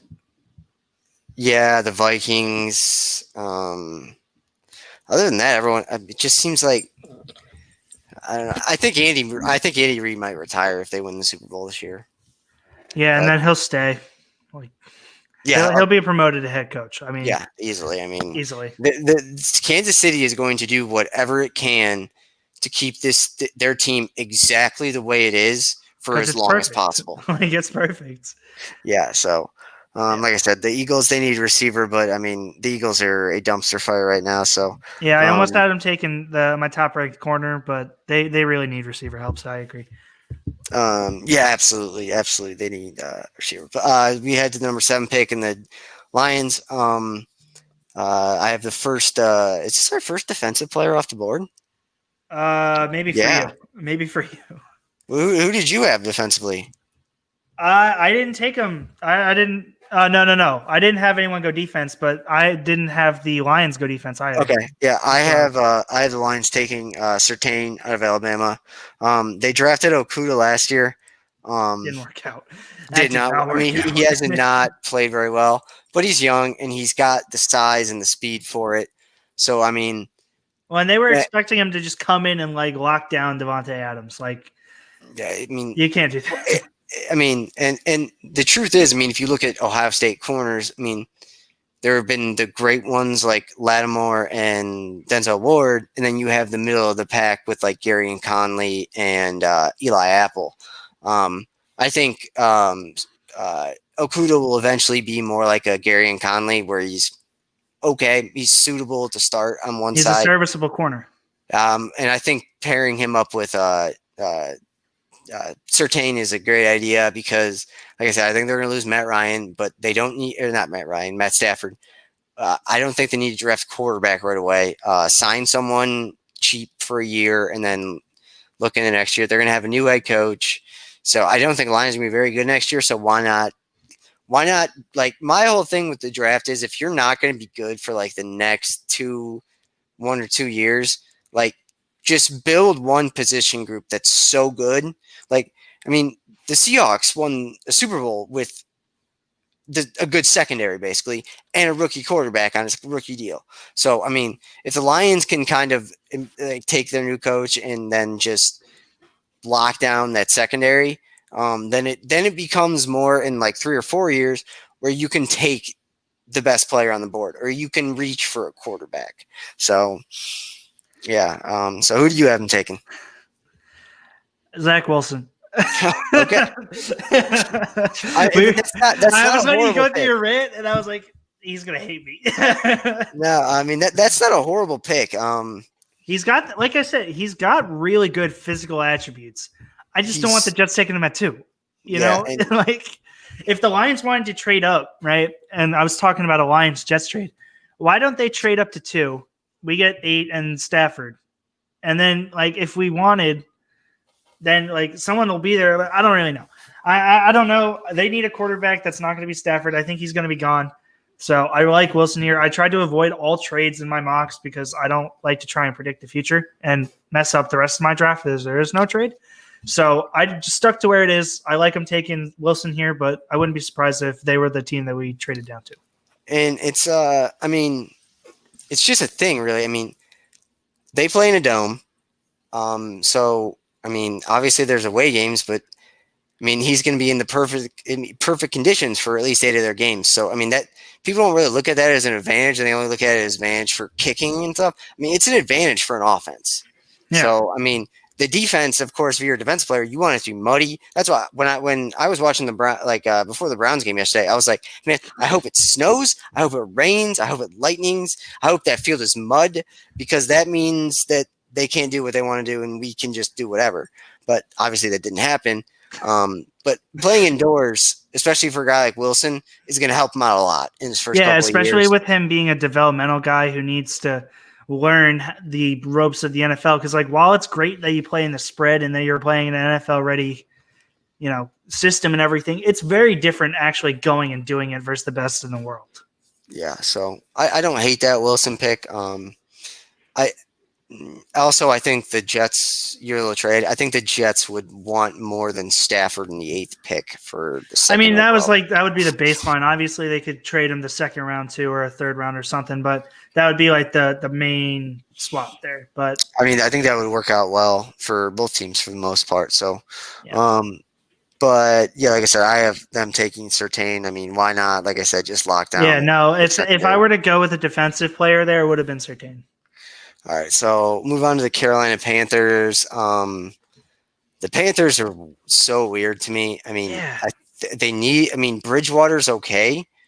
And this is a position like at number 8 where Lance will be around. There's a possibility that Fields is around. Possibility Wilson's around. Yep. So I wouldn't be surprised if they went with a quarterback, because the thing that sucks is especially for Panthers fans, and the Panthers are now, I mean, they're wasting one of the best playmakers in NFL history. They're wasting years with him. And he's a running back, so he's not going to have a long career anyways. So they're wasting Christian McCaffrey, and he's been cool about it and everything like that. But at some point, he needs to be like, dude, like, I'm 25 now. I'm still in the prime. You need to give me something, or I'm going to request a trade. Yeah. So I have them. So like I said, I don't think they'll draft quarterback, but it wouldn't surprise me. And if you look at the good Carolina Panthers teams of the past, they had a good defense, and the leader of that defense was Luke Kuechly, who I think, other than maybe Ray Lewis and maybe 2 or 3 others, was the best middle linebacker to ever do it in the NFL. So I have them taking Micah Parsons and kind of filling in that role. I think he's bigger than Kuechly, and I don't think he's as much of like a prototypical linebacker as Kuechly was, but he's definitely going to be a field general out there. I mean, he's big, and he can cover tight ends for the most part. But I just like him taking Micah Parsons because for me, if they don't take a quarterback, it's like they made the Super Bowl in, what was it, 2015, 16, 17? Yeah, one of those years. And the key to that team was that, I mean, obviously Cam had a great year. Yeah, but the defense. I mean, Trey Boston, that defense was, I mean, they were good. So I like them just filling in right there. And people don't really look at middle linebacker as a position of need. But if you look at the good teams lately, I mean, the Bucs have Levante David. I mean, Roquan Smith is one of the best middle linebackers for Chicago. I mean, he makes that thing roll. Deion Jones. I mean, Devin White for the Buccaneers. So, yeah, I think they go with linebacker there. But Parsons is my favorite defensive player in the draft. I absolutely love his play style and everything. I almost had them go with Parsons here. There were 3 picks in my mind that the Panthers could do, and you talked about 2 of them. And it wasn't the ones that I went with. So I could see them going Lance, even though I hate that. But he's exactly the type of guy Rule likes to run with, like when he look at his stuff with Temple. So it wouldn't surprise me. I almost had to go with Parsons because of everything you stated. I had him go with Surtain because you had him go last pick. They haven't had a really good corner since James Bradbury left last year to go to the Giants. They need a lockdown corner. Their secondary is atrocious, other than what's that rookie's name? Jeremy Chin, yeah. Yeah, Jeremy Chin's good, but their corners and their secondary are atrocious. Surtain can be a lockdown corner in this league, so I'm a pick behind you. Yeah, I mean that's fine. I mean, it's why we do mock drafts. They're all different, but I'm a pick behind it. But yeah, Surtain there is interesting, but if not, Parsons would also be very good. Yeah, and it's funny that you brought up Chin because, I mean, he had an excellent season with Carolina, and I don't think he was ever in the race for Defensive Rookie of the Year because it's always been Chase Young's to lose. Yeah, he's second. He's that second horse in that race. Yeah, but I mean, and if he played for a different team, I mean, where he got more media hype, yeah, he would have been all over. I mean, he had a great season, so. Yeah, I mean, you're doing the same thing with the Panthers that I want to do with the Lions, basically. Fill out their secondary for now. And if McCaffrey can stay healthy, which is, I think, half his fault and half the team's fault for not giving him anything to work with, if he gets healthy, he can carry your offense. If you draft 1 or 2 late round picks, I mean, he can carry it. And Bridgewater's not horrible, so. Yeah. Eventually they'll have to move on from Bridgewater, but I mean, like I said, I think Christian McCaffrey can carry it for him. So I like Micah Parsons there. But all right, now we'll go to number 9 pick, the Denver Broncos. Why don't you start this one? We were just talking about him, man. I mean, Micah Parsons is my favorite defensive player in the draft. Think about how scary this is. A linebacking core of Von Miller, Bradley Chubb, Micah Parsons, and I forget his first name, Josie Jewell, who played really well this year. Very serviceable middle linebacker. Mm-hmm. You have a nasty linebacking core, and the Broncos are very similar to the Ravens, where they're always able to pull out the best in linebackers. Like they're a really good linebacking team. I mean, Von Miller's, I think, almost 32, and he plays like he's 22 all the time. Yeah, and they have a club option on him this year, I think. I know he's getting in some trouble, I guess. Did you see that, the article? He's getting investigated in Colorado police or something, by the Colorado police or something. I don't know exactly what it is. Smoking some doobies. I mean, it's legal there, so who knows? Yeah, that's true. Well, you can't do it. You still can't do it in the NFL, though. Yeah, but he's out. Which, speaking of, I said to say something really quickly. Go for it. Josh Gordon is the dumbest person. Oh my God, the dumbest in the history of the world. Bro, oh my God. I know how to pass a drug test. Like, bro, you know you're gonna get drug tested, dude. So go on though, dude alive. But if if this whole investigation thing, bless you, the whole investigative thing goes away, and they can bring him back on that club option. you will have a filthy linebacking core that will make your defense like it was when Peyton Manning was here, which is actually going to help out Drew Lock a lot because having a good defense means more opportunities on offense. Yeah, I hear you there. That if Micah Parsons was there in my draft, I probably would have put him there too. But I don't think Drew Lock's the guy. He can service you next year, maybe the year after that, but I don't think he's the guy. And the funniest thing about Drew Lock is he is just so arrogant and cocky, but it's so funny because he knows he's not very good, but he's still arrogant and cocky. It's like, I don't know if you ever saw it, but at the combine when they were asking him some questions, somebody asked him a question, he's like, he did like the finger gun thing, and it's like, dude, I don't know. I think so. Okay, before you give me your pick, and I want to hear it out. People are very split on Drew Lock. They either love him or hate him, and I get that.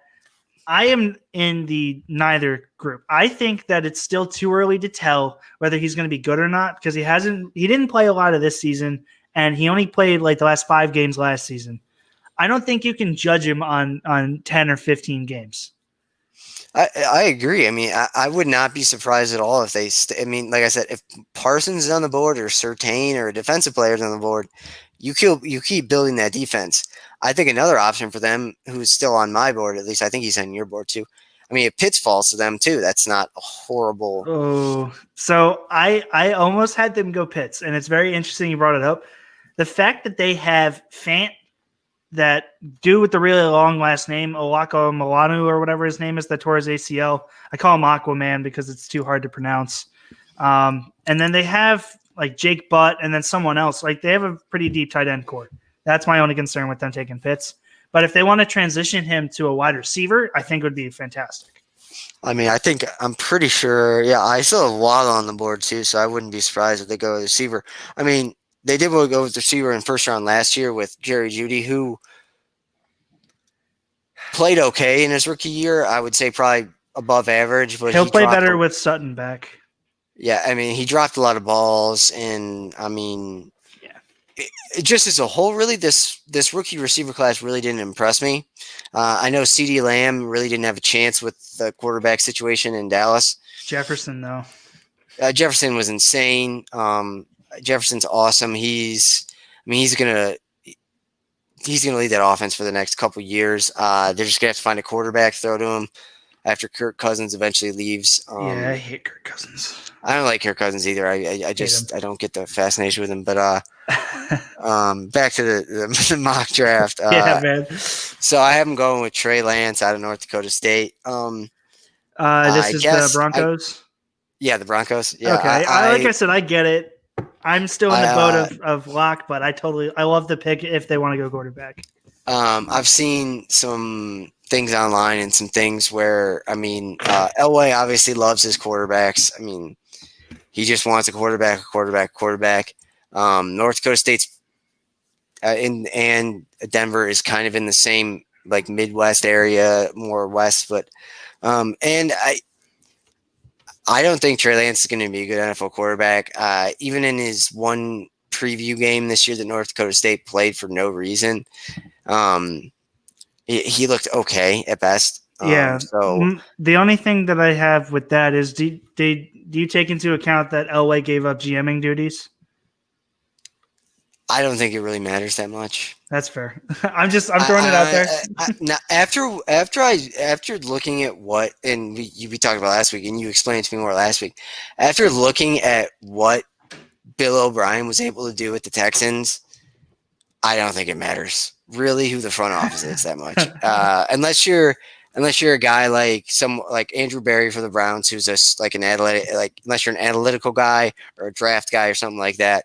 Mike Mayock for the Raiders. Oh my God, that's I have so much to say about him, but I'm not going to. John Gruden honestly just hired him so he could basically be the general manager. So I mean, yeah. John Gruden also signed a 10-year, $100 million deal, and he's in his third year of that. And he said that he would give the money back if they didn't win. So where's the money?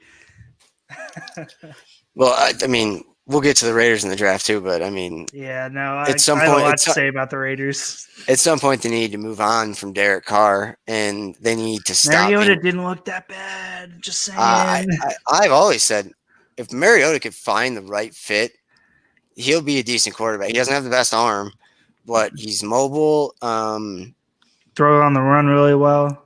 I think if you really want to say it, like if you look back at Mariota coming out of college, if he would have went to the Ravens and was in that system right away and they moved that system all around for him, I think he would be better than Lamar Jackson ever was if that would have happened.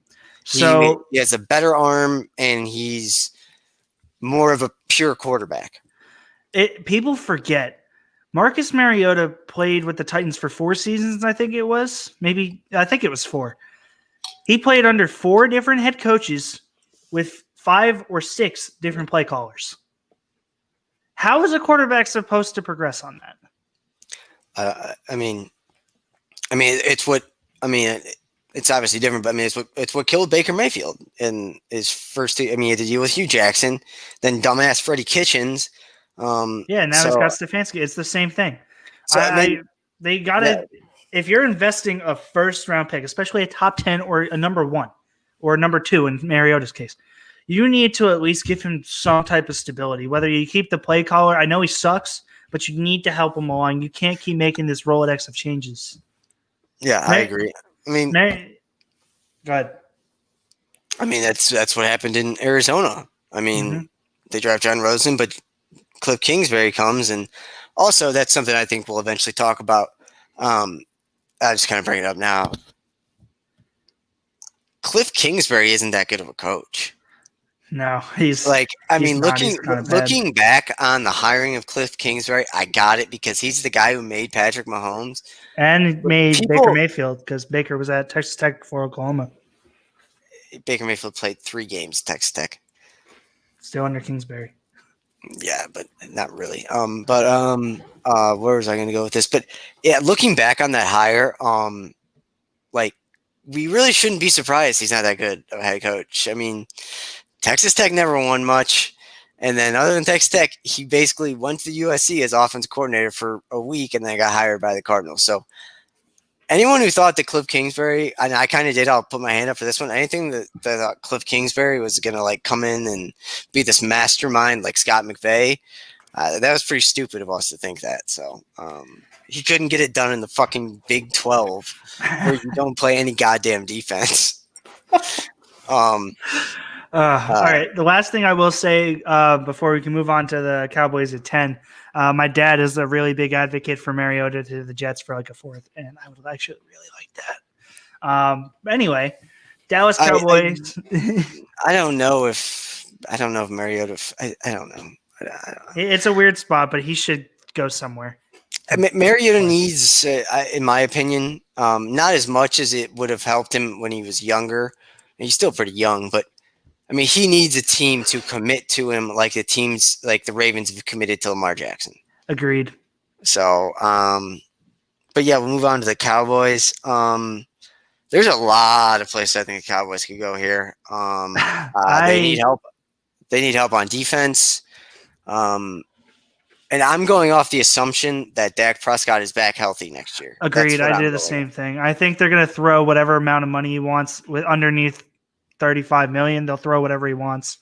And also, I don't know if you've seen, but it looks like your boy Ezekiel Elliott might be headed to the New York Jets. No, he's not. That was one of the trades that was coming up in rumors was the Jets would give up a second round pick for Ezekiel Elliott. No, I don't think that's going to happen. Personally, I would not be surprised. Why not? Because we have too much money, and that would ruin my favorite pick in my mock draft if that happened, which we'll get to later. But Najee Harris. It's got to be Najee Harris. I'm not going to give anything away. Okay, well, he's the only first-round running back, so okay. Etienne could be too, but who? Travis Etienne. Okay, we clearly have some. Well, this will get much more interesting at the end, I think, because we clearly have very much differences of what's a first-round pick. Anyway, I don't think that that's going to happen. And Tony Pollard's a free agent, I believe, right? Isn't that true? I think so. Yeah. So the Cowboys are either going to trade Zeke to a team like the Jets, who are going to be dumb enough to take his contract, and then bring back Pollard because he's the better running back, or they're stuck with Zeke.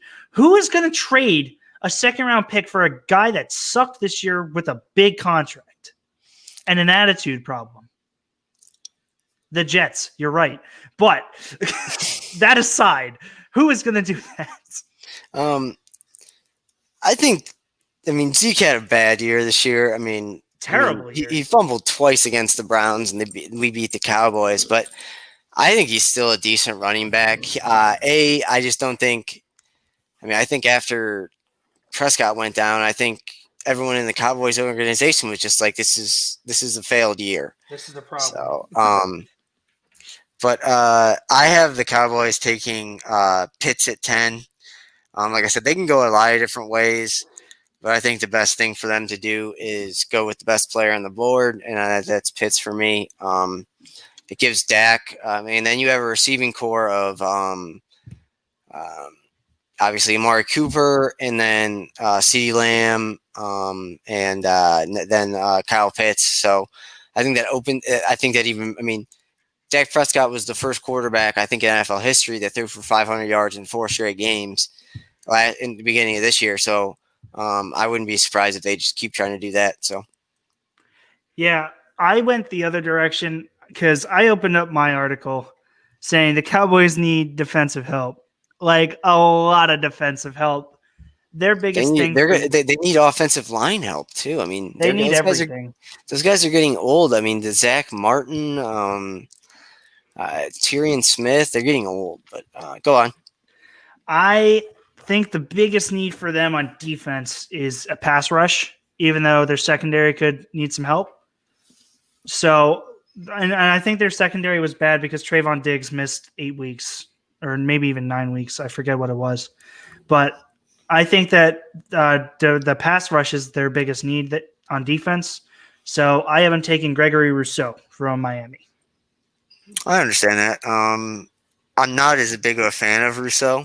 I'm not either, but I think he reminds me a lot of Josh Allen for the Jaguars. Yes, not the quarterback. Yes, not the quarterback. But yeah, he reminds me a lot of Josh Allen for the Jaguars, where he's going to be a speed rusher off the edge, and unless he's really good at that, which he's obviously could be. He could be very, very good at that. But if he's not good at that, he's going to have a tough time sticking in the NFL because he's not a very good pass coverage.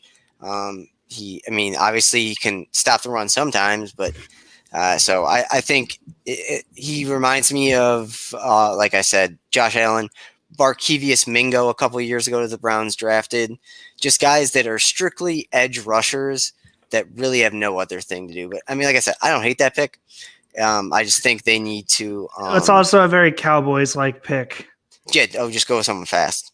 Yeah. So that's fast is flashy.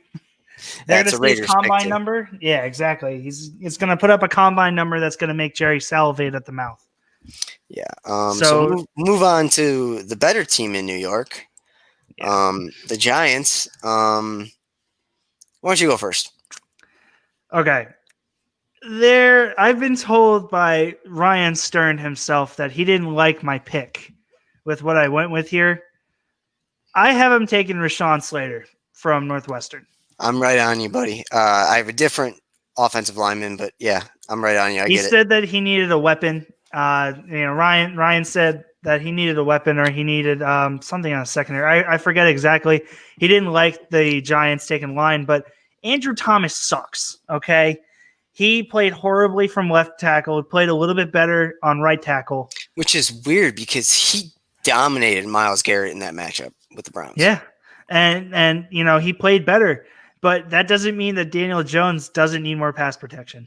So I have them. I think that Slater's one of the more versatile ones, I have a hard time telling exactly what he is. I think he's very versatile, but he also has really good tape against Chase Young, who's in the division. So I really don't hate that pick, but they need line. Daniel Jones needs some protection. Yeah.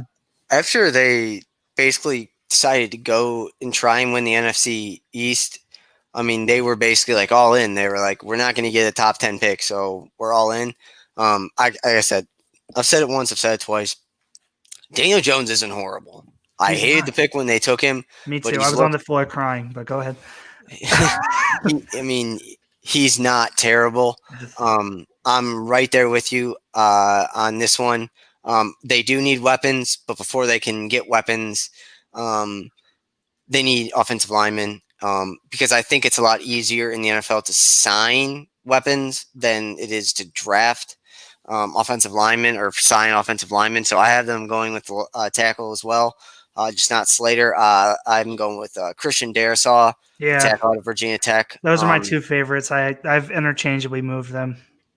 So with him, you can, I mean, or Slater, really. Either one, if you take either one, you can give Andrew Thomas 5 more games and then put him at right tackle, Slater or Darrisaw. You can play them both. I mean, the Giants line kind of sucks. So so you start off with Andrew Thomas left tackle and Slater at right, or Slater at the right tackle, and then you give Thomas 5 games, and then it's done. Then you got to be like, if he's not good in 5 games, you move Darrisaw over to the left tackle, and then you kind of just I don't like saying this. I forget if it was Slater, but I think Slater might have experience at all 5 positions on the line too. That may be what I meant by versatile.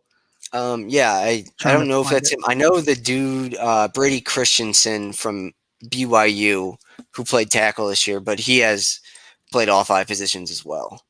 I'm trying to find. I know one guy in my list has it, but I don't know. I'll find it later. The Giants need big help. So, I agree with the tackle. I could also see the Giants getting a guy like Allen Robinson in free agency and winning the sweepstakes because their division kind of sucks, and which is so hard, which is so crazy that the Redskins were able to get the number 1 pick in draft or the number 2 pick in draft Chase Young last year, because I mean it feels like every year.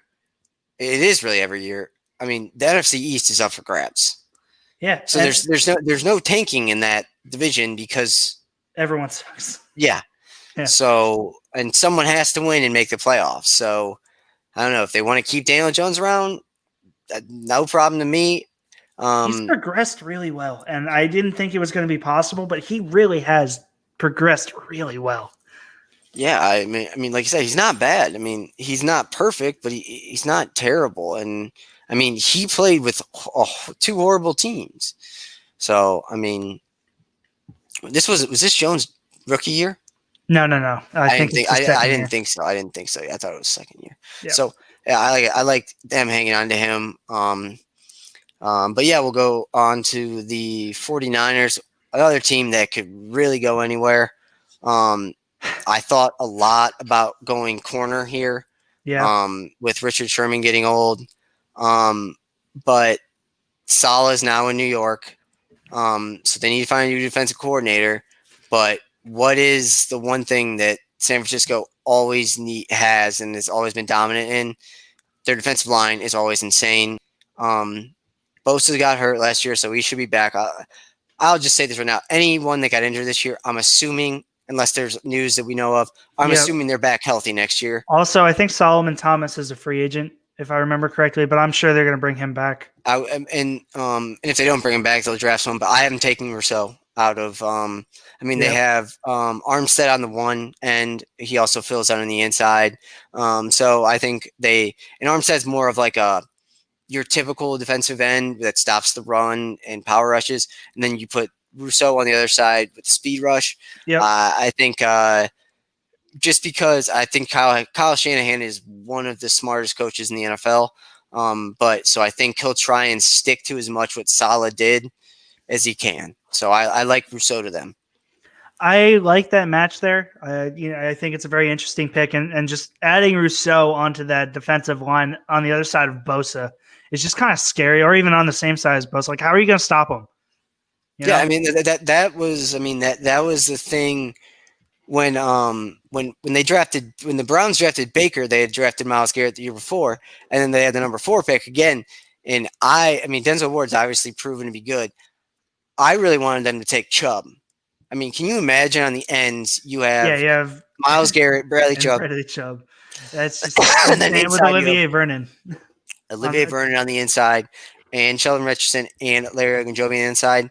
Yeah, Like I said, Ward's filthy. worked out, but I really wanted them to take Chubb because I think if you have, other than quarterback and maybe on defense corner, if you have a defensive line, you can be in any game. The Redskins showed it this year. Yeah. So, like I said, I like him taking Rousseau. So, Yep. yeah. So you probably forgot that I still had him on my board.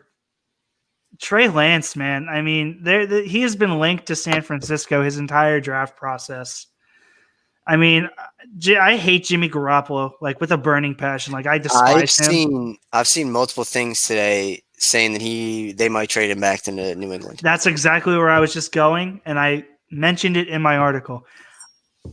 Belichick never wanted to get rid of Garoppolo. No, he didn't. No, he was forced to. He had to keep Brady. Now that Brady's gone, he's going to go back and get Garoppolo. And yeah, he has a stupid contract. Like it's really big. Mm-hmm. He's going to turn Garoppolo into what everyone thought Garoppolo was going to be. Because any quarterback that Belichick likes and will work with in his system, he will make good. I agree. His ceiling is going to be a little lower than it initially was just because he's gotten. I mean, yeah, older. He's older and had injury problems, but you know what I meant. Yeah, so you have him taking Lance? Taking Lance to bring him back, even though I am like one of the biggest Nick Mullins advocates. I would like to see him go play somewhere else in a different system. But yeah, I like Lance here if he's still on the board. And I'm expecting a Garoppolo trade to come out in the first couple of days of the new league year. I've also heard the 49ers in talks for Watson as well. So I have heard that too. I don't know. I don't know if San Francisco has the draft capital. Yeah. But they have the young players to do it. Yeah, they could throw in 2 young players could throw in 2 young players, or I mean, for a team that's Super Bowl ready right now, I mean, Sherman's still a decent corner. So, I mean, if you want for 1 or 2 years, if you think your window's open for 1 or 2 years and you just need a corner, that's a good. I mean, You'll do that. So, all right. We'll go on to the Chargers. I got to go feed my dog real quick. You can start, okay? Yeah. So with Los Angeles here, I didn't really know where to go. I know that protecting Herbert is of the utmost importance. Like, you don't want what happened to Joe Burrow to happen to him. So, yeah, they could go offensive line here, and I wouldn't really hate it. But I just think it would be so much more fun if they got Kyle Pitts. Kyle Pitts is going to be a great weapon for any team, but especially a developmental guy like Herbert who's going to need to kind of take some more steps forward to truly be a superstar in this league. Pitts is really going to be able to help him there.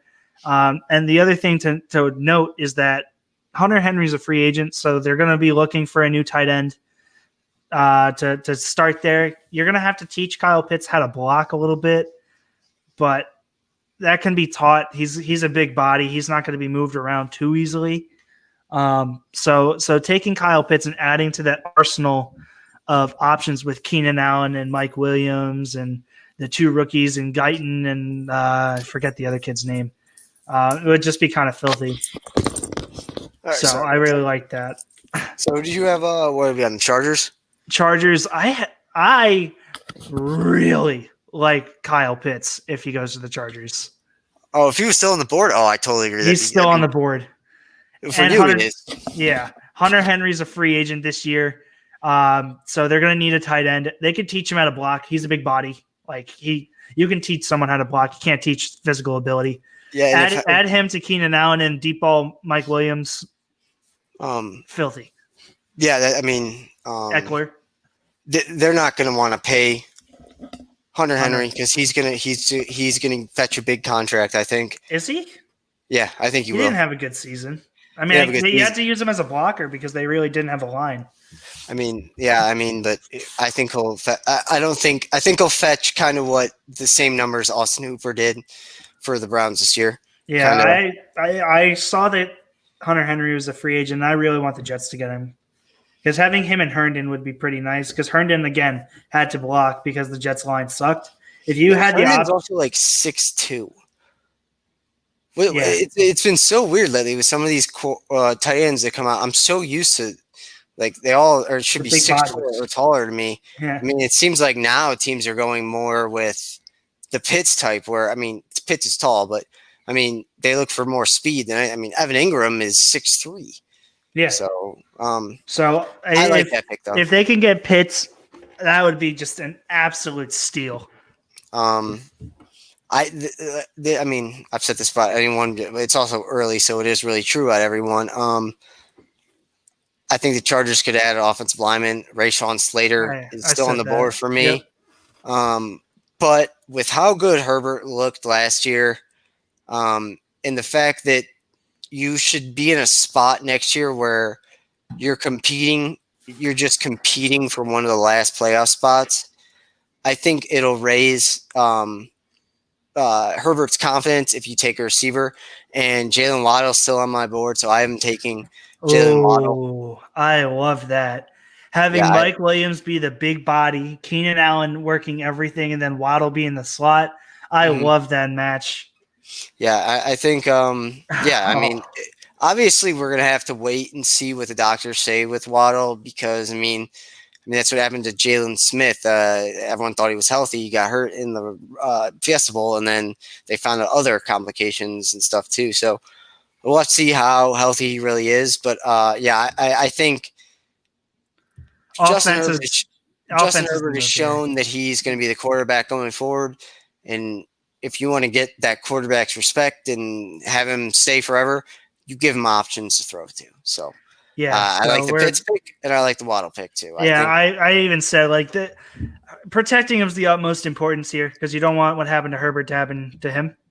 But getting a guy like Pitts where you could teach him to block and still be a receiving threat, I think it's just a match in heaven. And I mean, his blocking grade isn't insane, isn't high by any means, but he's not a terrible blocker.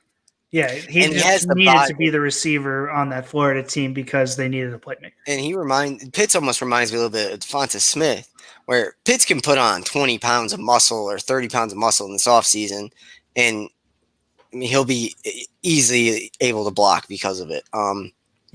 So I think that we're both in on the an offensive weapon. Yeah. Let's go to 14 with the Vikings. This was tough for me. I really don't know where the Vikings are going to go. Obviously, Jefferson's going to be a staple going forward. You can go first. So great. You were lining yourself up, and then you're like, nah, we're going to just throw it all over. I love it. We are. I literally opened up my little blurb on them saying Minnesota has a lot of holes, in my opinion. And I really didn't know what to do here. I really don't know what the Vikings need to do. I don't either. I really didn't know. So whenever I don't know that, I give them an alignment. So Christian Darrisaw is still on the board. Christian Darrisaw is my pick. There it is. Nice and easy. Kirk has 2 years left on his contract, $56 million. Give him some extra time for the receivers to run the routes to completion. And the Vikings are at 14 are in a position where Wilson, Lawrence, Fields, and Lance will probably be off the board. Yep. So there's no point in taking that. They don't need a running back. I think Thielen sticks around next year. And their defense isn't terrible. So I have them taking Elijah Vera Tucker. Another lineman, baby. Another interior lineman for USC. Yeah. From USC. I mean, Dalvin Cook's their guy going forward, so why not make him happy? Open up some holes. Yeah, so I agree. I had really nowhere to go with that one. Anytime you don't know what to do, take a lineman. That's my philosophy. And looking as just a Browns fan's perspective, I mean, obviously we've had horrible drafts, but I mean, Myles Garrett was a great pick. Baker Mayfield was a great pick. Denzel Ward was a great pick. But the best draft pick the Browns ever made was Joe Thomas. Joe Thomas. I mean, it's not, and it really isn't even close. No, not even like that Joe is just Thomas worlds better than any other pick that I think that Cleveland sports has made. No, LeBron James was. I mean, yeah, I forgot LeBron, but I mean, shows my mind. Joe Thomas will go down in history as, if not the best left tackle, he'll be top 5 for sure. Top 3 I mean, minimum. I know when they drafted him, I was like, oh, this sucks. I wanted like a receiver or a quarterback. But after a while, he was just a stud, dude. Like, Yeah. and he stayed there his whole career. Joe Thomas Day. I remember I still have the meme saved on my phone where I didn't have to go to school because Joe Thomas signed it. Oh, I do remember that vaguely. Remember that Joe Thomas Day? Yes, It I was do a couple remember that years ago. vaguely. He also, I was listening to another podcast. Joe Thomas hosts a podcast with Andrew Hawkins, a former receiver for the Browns. I remember him. It was one of those. It was Barstool's one of their podcasts. It was the PMT, and they were interviewing Hawkins, and they were like, so. If the Browns, like the COVID hits everything and they just don't have an offensive lineman to come back, they asked him if Joe Thomas could fill in, and Hawkins like, Joe Thomas would get absolutely murdered by defensive lineman right now. Yeah, dude, he's lost so much weight. He looks literally weird now. Yeah, and like his head's now too big for his body because it's like his chin doesn't like say like, oh, I'm now skinny, let's pull it back. It's so weird, dude, but it's so like, oh. He's healthy, so I mean, good for him. And like I said, I love him. Did you see his diet that he posted? Once he like, everyone was asking like, "Oh my god, what were you eating to stay that big? If this is like your natural form?"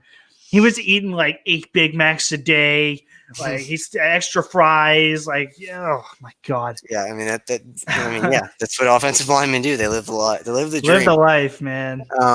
So we'll get to 15, and the Patriots. This is a spot at 15 where Belichick could do Belichick things and trade back. He would. I remember I said I didn't really do trades, but if there was one trade I was going to put in here, it's going to be New England sliding back. Yeah, I think the higher likelihood is that you have one of the playmakers on offense on the board. So you have like a Waddle, maybe Devonta Smith falls, maybe Jamar Chase falls, or one of the quarterbacks falls. I don't think he'll draft a quarterback though, but if one of the playmakers falls, he would. I have him taking. He's my number 1 corner coming out. Caleb Farley from Virginia Tech. Yeah. See, I had an oversight in mind. I put Farley way too low. I was looking at an old website that I guess I had left open, and it was before. It was like a mid-season grade from him instead of the final season. And it had him ranked a lot lower. So I have him going a lot later, but I like him so much more than where I have him. And I'm kind of pissed at myself for letting him fall. Yeah, Stephon Gilmore, I mean, he obviously had an incredible year. Was it last year? 2 years ago? Last year. But he's going to be 31 next year. He's kind of getting into Sherman's range where he's still good. But he's getting older. So I think if they don't trade back, I think they'll probably take they'll take the. I have seen Pitts fall to them, so I think they jump on Pitts. I've been seeing a lot of Pitts too. But if he's not there, or they don't trade back, I could see them pairing Farley with Gilmore for the next 2-3 years. Yeah, and then just doing what they can, because it's not like this is way too early for Belichick to take a quarterback, I think. Yeah, well, and that's what I said. They're never going to be the ones to reach for anything, reach for a quarterback especially. Like I said, I really liked the Niners trading them Jimmy G. So I didn't even consider quarterback here, just based on the fact that we already talked about the 49ers, and I said my piece with Jimmy G. I had him taking Whiteout here, and I know it's a little early, but there's no one else I really love here. I haven't taken Rashad Bateman from Minnesota. I think Rashad Bateman might end up being the best receiver in this class. Agreed, and that's why I'm pissed that he has to go to New England in mine. I mean, I think he has some. I think Smith has the best hands. I think Bateman has some of the best hands, and he's not necessarily a fast guy, but he's going to be your deep threat. I mean, he's physical, he's strong. So I don't mind pick at all. I think Bateman is going to surprise a lot of people. Yeah, when his route running is just insane. But like I said, I took Farley, but like I said, I like that pick as well. So far, honestly, I haven't hated any of your picks, and I don't think you've hated any of mine. No, so. There haven't been any atrocious picks yet. It's based on opinion on what's needed more so far, is what we've said, and then opinion on like two guys, like when we flipped the lineman. So we'll head on to number 16, the Arizona Cardinals. I've also seen a lot of hits to the Cardinals too. I don't think he lasts that long. I like I said, I think he's gonna perform incredibly well at the combine. So I think he's gonna be the DK of this year's draft, where everyone's gonna fall in love with him. So the Cardinals here, it's a little tricky. Hopkins didn't have the greatest end of the season, but I mean, he's still probably the best receiver in football. So you have a playmaker in obviously Kyler Murray.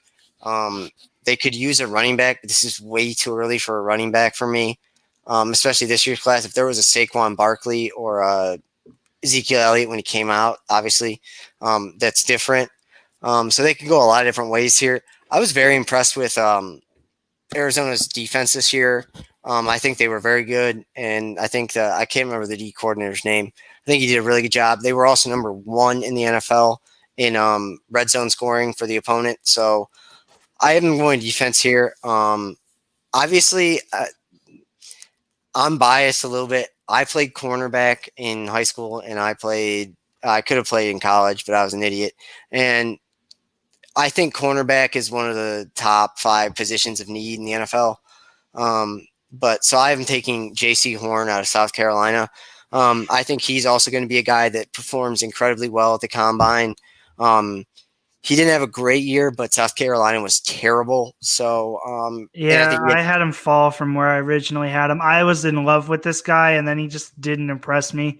I'm hoping that he has a good combine so that I can put him back up here, because I actually had him going to the Cardinals here, but I had to have him fall to later in the first, just on his performance. I love the kid. I love the pick. I think Horn's got a very high ceiling. I think he's a lot like I don't know if you know Sean Murphy Bunting. They draft on the Saints. He's raw, but he'll be okay early on, but he'll grow into a much better player. Whereas he's not going to be as good as, say, Farley is early on, but he should be better in the past years. Yeah. So I like Horn here, and I think I mean, I wouldn't be surprised with Kingsbury if they go with an offensive player. But, I mean, I think with how good Buda Baker is, Isaiah Simmons, Hassan Reddick, I mean, they have a good defense going forward. So I think why not add to that and get a lockdown corner. So I like J.C. Horn here. Yeah, like I said, I really hope that he has a good combine because I'm a big fan of his. I think that he plays the cornerback position very well. Has all the tools that you need and the skill set that you need. He just didn't perform, so I had to move him down. But I actually almost had the Cardinals take a running back with this pick.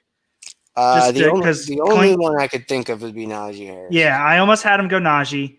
But I'm in the very small minority, it seems, that likes Kenyon Drake. They transition tagged them last year. I could see them doing the same thing again. And if they don't want to bring him back, Chase Edmonds is not that bad. No, pretty good running back. You know, it kind of does a little bit of everything. So I didn't go there. So my next biggest need for them was offensive line. And the guy that I was trying to think of before that has experience at both guard and tackle spots is Alex Leatherwood from Alabama. Oh, okay. So they can move him around kind of on the line wherever they need him to. Did they take a lineman last year? Or was that just me saying they should? No, they took Simmons. That's right. I'm dumb. Yeah, maybe I might have been thinking 2 years ago. I don't know. Yeah, they had like the 8th pick. I remember now. My bad. I wanted them to go Wirfs, I think, and I think they went Simmons, and I was fine with it. Leatherwood, like I said, very, very, very talented lineman, can play the guard or the tackle, so you can slot him in wherever. And I know a lot of the time when injuries come along, it's hard sometimes to kind of juggle around people. He's a guy that you have injuries, you could just move him and put whoever can't play whatever position you need, just plug him in and move Leatherwood over to wherever. Yeah, I don't necessarily hate that pick. I'm the way I think right now is it's in a weird spot because obviously Alabama players that come out are usually good pros. Yeah. I think this Alabama team was so good that, first of all, anyone on their defense I don't know is going to be good other than maybe Surtain for sure. But I don't think a lot of them are going to live up to expectations because they were so good in college. But it's just I have a weird thinking about Alabama prospects like that. I have a very similar thing. I always think that they're overhyped, and then they usually prove me wrong.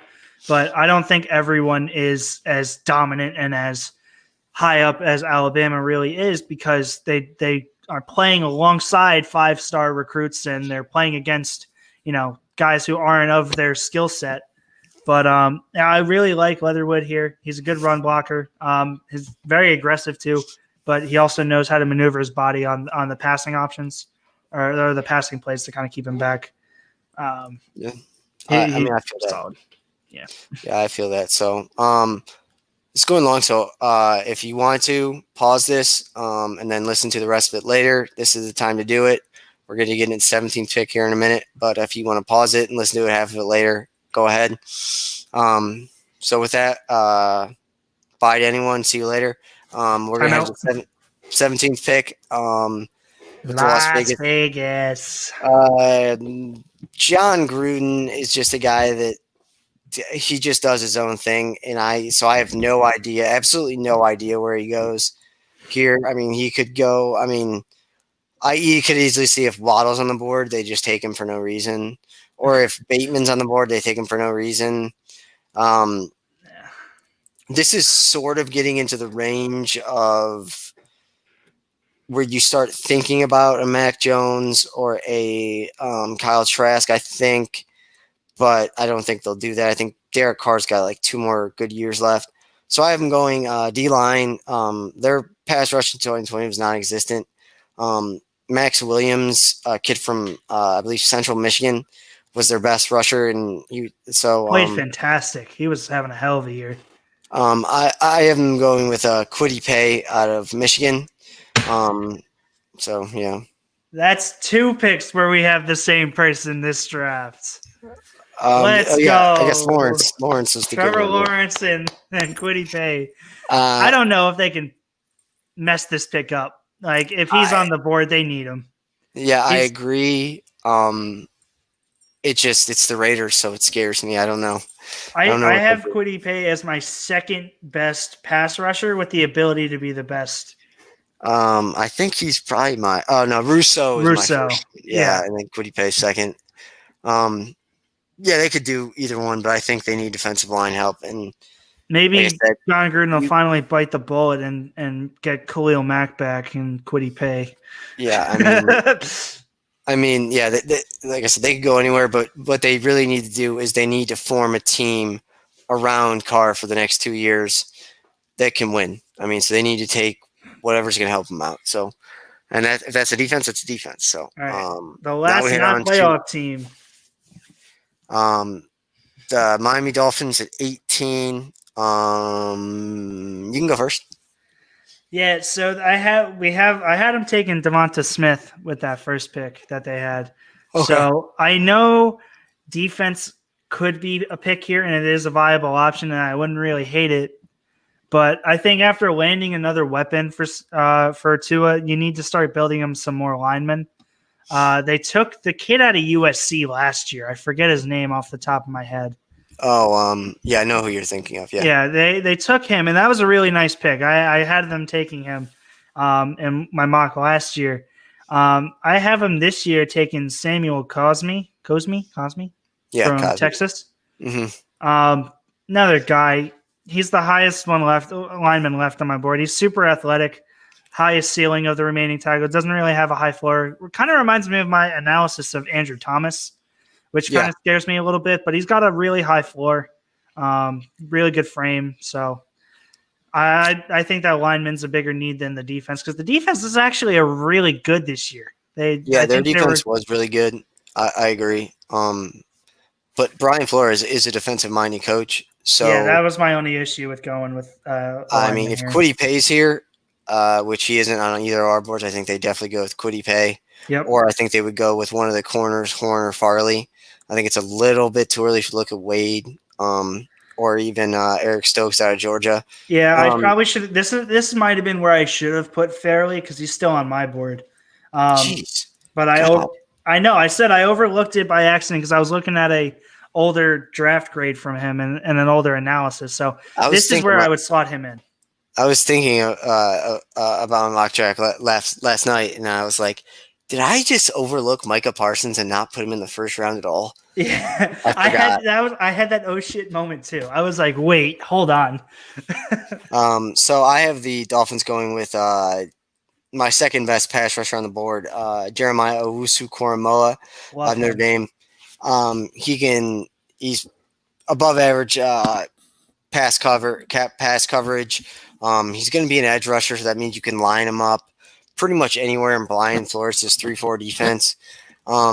So I think they go with him, which sucks because I really would like him to stick around for the Browns, but he had an insane year. And what he was able to do against Clemson really showed that he's a pretty damn good player. So, yeah. Yeah, I mean, like I said, I would probably move Fairley up here if I updated this right before this draft. I would have moved him up, or right before I showed today. I would have moved him up here to Miami, and I'm kind of pissed that I can't. But No, I mean, it's half of my draft too anyway, so don't worry about it. No. So at 19, we go back to the Washington football team who made the playoffs this year. Yikes. Kind of, I guess. Kind of. I don't know if yeah. you can count going to the playoffs as getting rocked by, was it Tampa? Yeah. So they didn't get rocked. They only lost by like 10 points or less, I think. But so Didn't feel like it. I think, I mean, the defense going forward for Washington is going to be very good. I mean, they built probably the best defensive line in football with Montez Sweat, obviously Chase Young, and then Jonathan Allen. And Jonathan Hankins. Hankins, I think, is their second D tackle. Okay. So I have him going defense here as well, just because I don't have a ton of playmakers on the board and defensively. I don't think. I don't really have a lot of offensive playmakers on the board. So I have him going. I mean, this is a reach, but I mean, it's kind of what I said about the Lions. They have Kendall Fuller and Josh Norman as their other corners, as their two corners. Isn't Josh Norman up in Buffalo? I don't know, is he? I think he's in Buffalo. Remember he got stiff armed by Derrick Henry? Yeah, they have Kendall Fuller and all right, hold on. Go with yours, hold on. I don't know if I am allowed to go with mine yet because I'm pretty sure you want to flame me. They're gonna reach for a quarterback, and they're taking Mac Jones. Who? They're taking Mac Jones. 100%.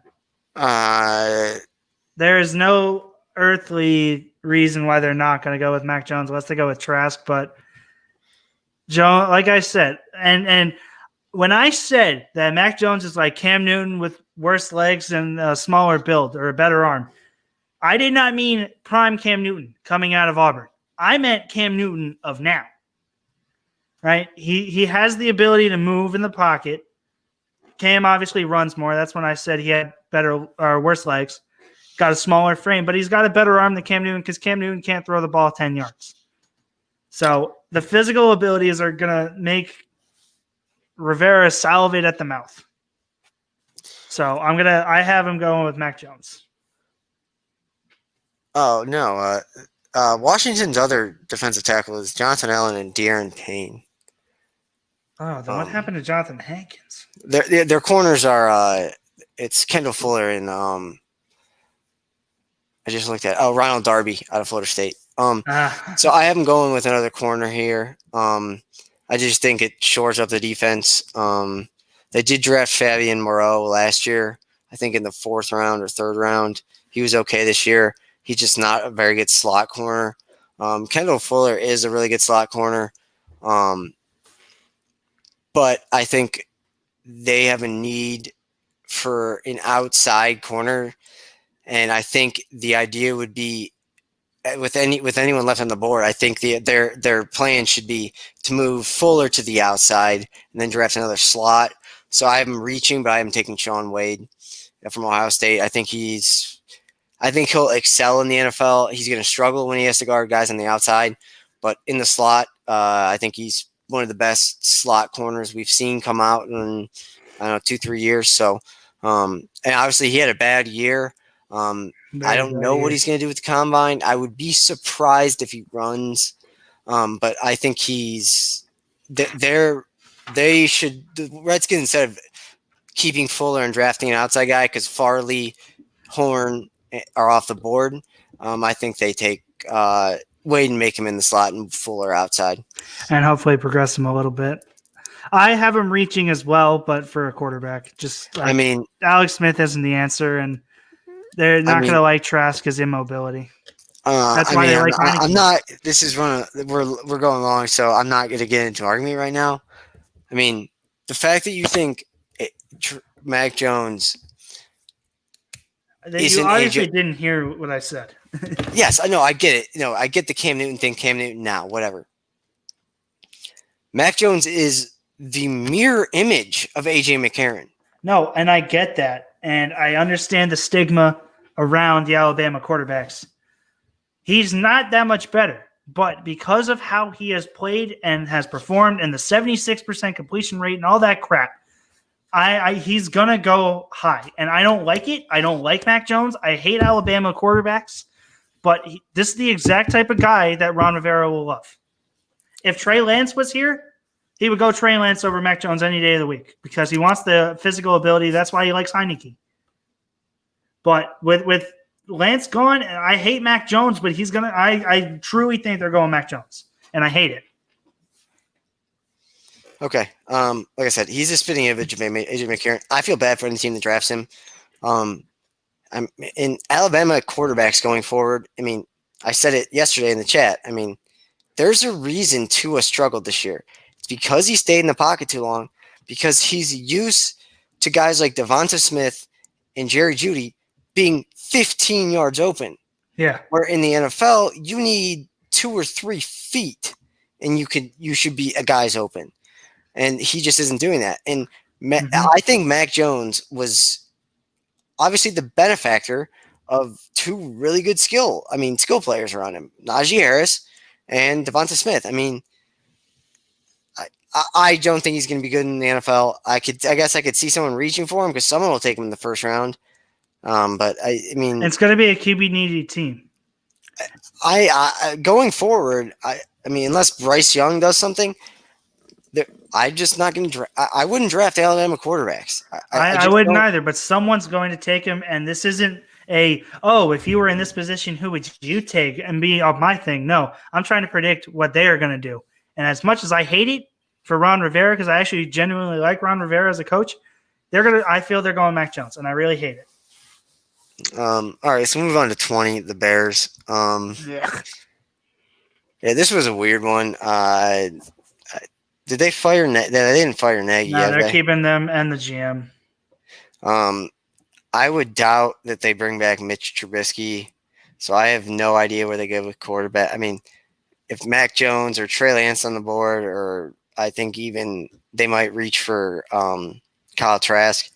But I think they just go with the best player available here, and I think that it is Wyatt Davis, the guard out of Ohio State, who was the number 1 guard until he got injured in the national championship game. He should have come out last year. He was probably a top 15 pick last year. But then again, he got injured in the national championship game. Otherwise, he would have basically switched spots with Elijah Vera Tucker, who is now the benefit of Wyatt Davis' injury because he's the top guard on the board. So, I mean, whatever quarterback with whatever quarterback they go with next year, you need to protect him more than anything. And I'm just shocked they haven't fired Matt Nagy. They hired Matt Nagy to be this offensive genius. Their offense is disgustingly bad. So Yeah. Well, and when Bill Lazor took over play calling duties, everyone started playing better. yeah, I don't look at David Montgomery before when Nagy was coaching and versus when Lazor. It's funny that you say Elijah Vera Tucker and him would flip. I have Elijah Vera Tucker going here because he's still on my board. And for the same reason that you wanted Minnesota to take him to open up holes for Cook, I want him to open up holes for Montgomery. Yeah, I just think we're getting deep enough in the draft where it's almost at a point now where I think once you get to like 23 and 24, you really have no idea. You're just guessing beyond that point. You're just guessing at what you would do based on need there. Yeah, who's on your board and who's not. So we'll go to 21 in the Jaguars. I have them as the Colts. That I'm updated all the way through. Okay. The Jaguars at 25. So right, it's the Colts at 21. Okay, and then I'll just do the Colts at 21 too. I have them. Yeah, that's fine. They can switch if there's nothing really changes. I like them taking Joseph Asai, the linebacker from Texas. Yeah, their linebacker. Chris Ballard has been a great GM and good mind for them. And Justin Houston is kind of getting older, and they obviously have. Why can't I think of his name? What's his name? The linebacker for the Colts. Darius Leonard, yes. So they have Darius Leonard. So I like them going with Asai, who is a little bit of an edge rusher, but more of your prototypical linebacker. I think he's like Dylan Moses is the middle class version of Joseph Asai. Yeah. So it sucks. If he was on the board when the Browns picked, I'd love the Browns to take him, but yeah. I think they go with him there, and I just think that why not? There's no reason to go quarterback here. No reason to go quarterback. Go with Brissett for a year. I've actually heard a lot of Carson Wentz getting traded there because the Colts have a ton of cap room, and when Reich was with Philly, him and Wentz had like a very deep bond over their faith and whatever. So now that he's head coach there, I don't really remember. That's what I heard, but I hear you. I think the Colts go a linebacker. Just keep building that defense because that offense is getting older, and eventually they'll have to overhaul the entire offense. I mean, T.Y. Hilton's no longer a main guy. Yeah. The only receiver they've drafted lately are Michael Pittman. Paris Campbell out of Ohio State, and what's that dude's name? What's that dude's name that fumbled in the Zach Pascal? Yeah, and Zach Pascal. Yeah. So I go think to school out there. I know the team. Yeah. So I think. Yeah. So who's you got? So part of the reason I had Caleb Fairley not as high is because I think I was just subconsciously wanting to get him down at 21 for the Colts. See, that's exactly what I did for Penei Sewell. Yeah, the Bengals. So no hard feelings. I got Caleb Fairley here. Xavier Rhodes is old as hell. I mean, that dude, he had a great season, a resurgence from the down year he had last year by coming with the Colts. But that dude's older than dirt. So getting Fairley here to replace him would just be beautiful. I agree. Yeah, that's a good pick. I unfortunately for you, I think Farley is going to be long gone off the board. But yeah. So for my first round, I'm like, get down here. All right. So who's the 22nd pick for you then? Tennessee Titans. Okay. This one works. This one works for me too. You can go first. Yep. So their biggest need again is pass rush, much like a lot of teams here. So with the guys that are left, I thought about Osai here. I thought about Patrick Jones from Pittsburgh, but I think that God, why am I blanking on the coach's name? I'm pissed I have to look at Vrabel. He is a very not analytical guy, but he likes the physical abilities that can get him potential pass rush and stuff like that. So I have him reaching for a guy that 50% of the people talk about him going in the first round, and the other 50% talk about him going in the third round. I like Carlos Basham Jr. from Wake Forest. Oh, okay. I think he has a brother that's in the NFL. I think so too. Terrell Basham. Yeah, I think He went to OU. Yeah, Basham is a little bit raw, and it's I think he's a very much like Jadeveon Clowney, but Clowney was a much more complete player coming out of college. But that's my easiest comparison right now to him. He's a little raw and needs to be taught some of the footwork and the handwork and fundamentals and stuff like that. But that dude is just an animal. Yeah, no, that's not a bad pick. It's a little bit of a reach, but I mean, like I said, they reach a little, but yeah, at this point, I mean, most teams are reaching for somebody. It seems like. Yeah. I have him doing the exact same thing, just not that guy. I'm taking Jalen Phillips out of Miami. Vrabel's a defensive minded guy. Yep. And their defense was absolutely horrible. Going forward, I mean, Tannehill's probably still has 2 or 3 good years left. Derrick Henry isn't slowing down anytime soon. They need to bring back Corey Davis, though. That should be top of their priority list. Corey Davis, and if you have Corey Davis on the outside on one side and AJ Brown on the other, that's, I would say, at least a top 15 duo in the NFL. I am very happy that Corey Davis is finally living up to his draft stock. He was awesome in the MAC. Yeah, he was amazing, and I'm really glad that he's now playing like it. Yeah, so I like Jalen Phillips. Like I said, Vrabel's a defensive-minded guy. He's going to do everything he can to make sure that defense isn't as bad as last year. So, yeah, I got Jalen Phillips. So, who's next for you? 23 is the Jets from the Seahawks pick. Okay. This is your team. Go ahead. I'm really, really pissed if that Zeke news is true. Because if you can get Sewell and you have P. Ryan in the backfield to handle secondary load, and you add in Najee fucking Harris, dude. Like, I'm sorry. I'll never drop the F-bomb again on here, but that dude is an absolute animal. He does literally everything. It's Derrick Henry Jr., but he can actually catch the ball. That's what he makes up for with his lack of size. Like, that is the one Alabama player I'm like head over heels for. And I really hope that the Jets can find a way to add him into the lineup here without having to sell the farm for him. I'd be okay with ETN too. He's much more of a I don't want to say a McCaffrey type or a Kamara type, but he's much more of a pass catcher hybrid compared to just a straight runner. But Najee can literally do everything, and I'd absolutely love to see that.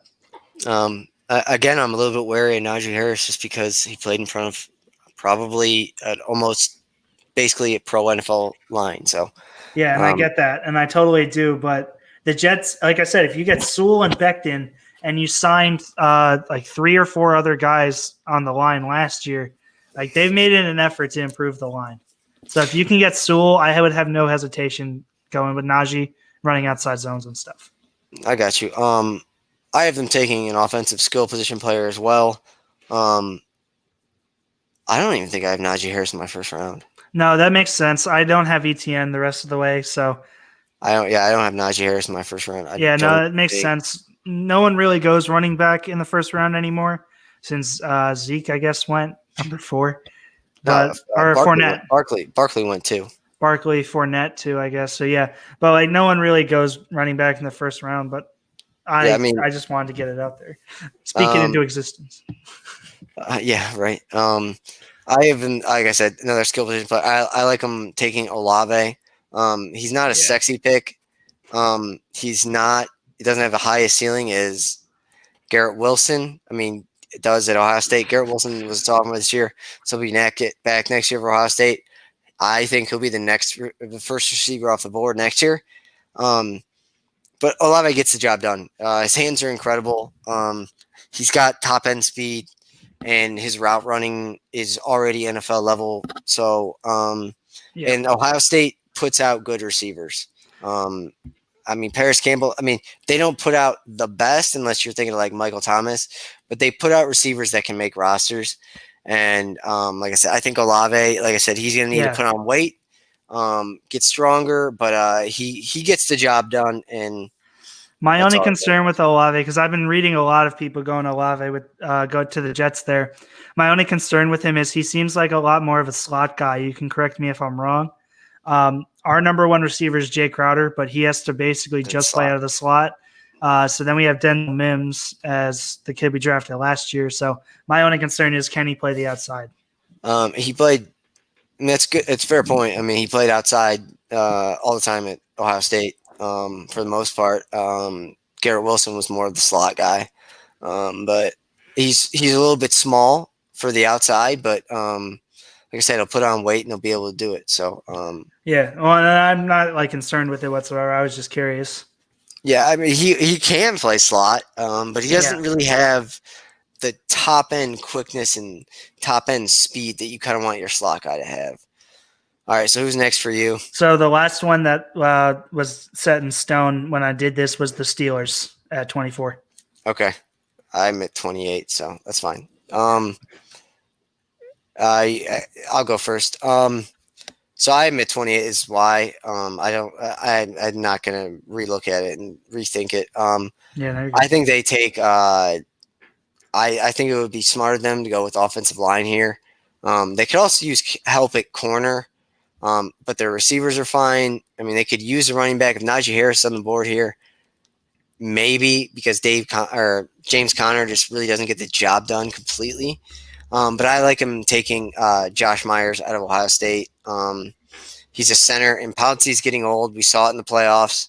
And if you're gonna move on from Ben or not move on from Ben, you need someone that's going to fill in for Pouncey when he's gone. So, and the Steelers really don't, like I said, unless a running back falls or a cornerback is somehow there, they don't really have any of their real positions of need. I mean, their defensive line is getting old, but it doesn't seem to matter because Hayward and they're still really good. So, that's my pick. I like it. I went with the other option that you suggested with corner. I have them snagging Shaun Wade because if you have Minka, Shaun Wade, and I'm forgetting the other safety. I forget off the top of my head. I want to say McLeod. No, I don't know. No, Raymond McLeod's a receiver now. No. I was thinking of the Eagles guy, McLennan or whatever, but whatever. Besides the point, they need some secondary help. That's where they got beat all year on the defense. Steelers are a defensive team. Their offense obviously struggled. I don't really see them taking a QB here because the only QB of note right now who could be a first rounder left on my board is Trask. Yeah, I've actually seen some things with him going to Pittsburgh. I've seen some things as well. I don't really love the fit personally. No, and I know I explained it earlier, but I mean, the dude's lived in Florida his whole life. Yep. Like it's just different playing in the AFC North and the AFC East. Yep. And so I know people hate when I say that, but I mean, there's a reason Big Ben was able to play for 20 seasons for the Steelers. It's because he played in the AFC North and he was a big dude. There's a reason that the Browns drafted Johnny Manziel and he sucked because he's a small quarterback and moves he around. also just sucked. I still think if Johnny Manziel would have went to the right team, he could have been good for a couple of years. I mean, anyone on the right team could be good, you know. But Shaun Wade just bolsters their secondary because their D line and their linebackers are absolutely insane. So they need some secondary to be helpful, and hopefully they can keep Juju so the Jets don't get him. I think they're going to let Juju go. I think they're going to move forward with Deontay Johnson and Claypool. And James Washington as the 3, which is a very solid 3. I think he's a free agent. They'll bring him back over Juju. I think that's stupid, but okay. Probably, but. So who's next for you? So that was it, because from here is the Rams, Browns, Bucks, Ravens, Saints, Bills, Packers, and Chiefs. So from here, it kind of is open to wherever. When I did it, I had the Rams pick go to Jacksonville next because I did it based on overall record going forward. So we can kind of go with whoever there. Why are the Rams not in my first one? Because it's the Jaguars have their pick from the Jalen Ramsey trade. So okay. Yeah, okay. So it's the Jaguars going to be picking then? Yeah, I have the Jaguars up next. Okay, cool. Well, you said I said Rams. I said the Rams pick because I. Okay. Go ahead. So I Obviously they got the quarterback with Trevor Lawrence. I have them going with my next rated wide receiver, and it wasn't Olave. It's going to be Terrence Marshall Jr., another LSU guy. What? That's 3. Oh, look at us. 3 of the Dude, I same. love Yes. him, yo. I love I him. think, yes, I like his upside. His upside is awesome. His off, yeah, and like that Jaguars receiving core, you would think with just the names that they have that they would be good. Like DJ Chark, Chris Conley, Laviska Shenault, Keelan Cole. Like you would expect that to be like a top 10 receiving group, and they sucked. So Marshall, insert there. If you run Chark, Marshall, and Shenault with Chris Conley and Keelan Cole on the bench, like that's a really good receiving core. But I think that you need to just get him some options. Like Trevor needs options. Yeah, and like I said, I think Terrence Marshall is incredibly raw, but I think he could end up turning into like a better version of Robbie Anderson. Yep. Kind of like Agreed. a skinny dude that's a deep threat, but can also play a slot, has speed. So, yeah, I think that's 3. That's great. Okay, so who's next for you? Your Cleveland Browns. Okay. Also, remind me after we're done. My uncle just sent me over, emailed me some stuff, so remind me to either forward it to you or show you. Sounds good. So the Browns could go a lot of places here. Yeah, I had a hard time finding. I don't think they'll go offense just because I think they're going to try and bring back OBJ, but I don't know if it's worth it, to be honest with you. I love OBJ, but, I mean, it's been proven that without him, they play better. So I don't know. Yeah, but the only problem with that is Jarvis and him are like best friends.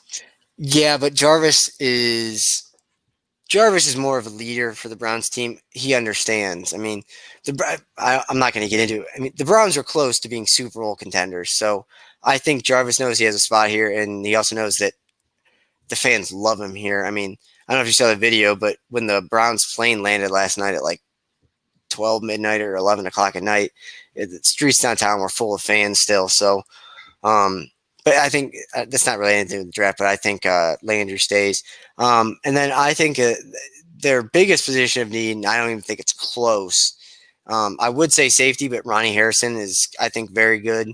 And then you can kind of figure out another Grant Delpit. If he comes back healthy next year, that's your free safety. I love Delpit. I love Delpit too.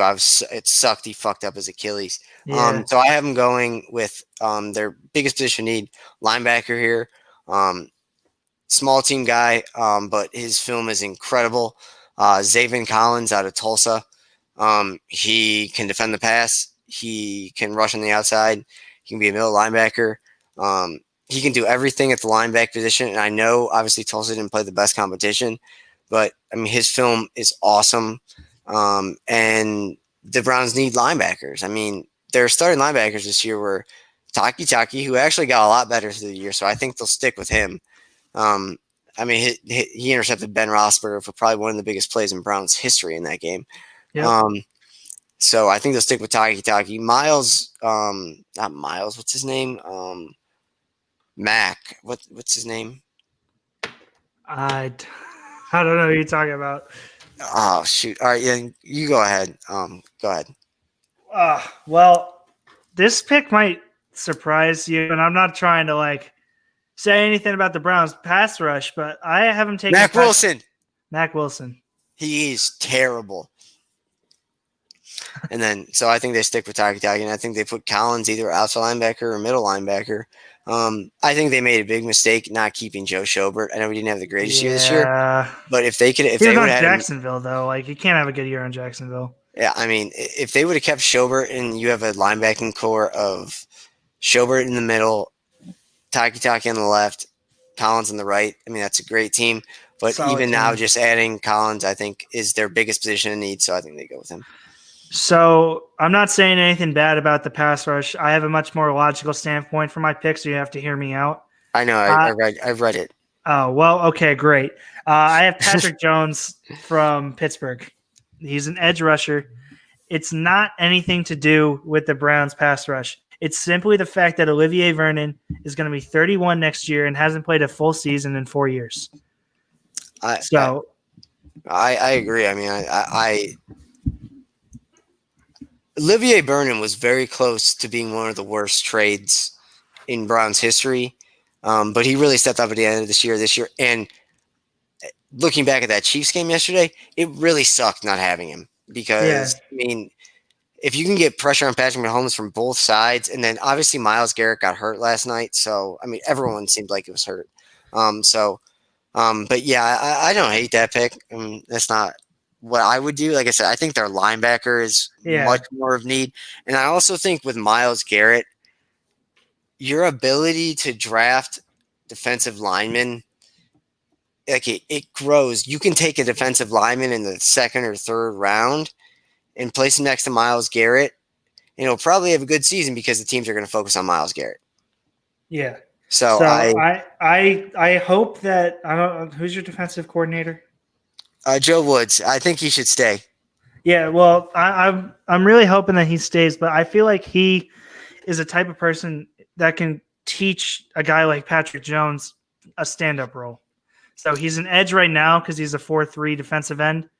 But if he could evolve, potentially, he has the physical skills to evolve into a guy that could play your linebacker spot. He's just not there yet. That's why I have him listed as an edge.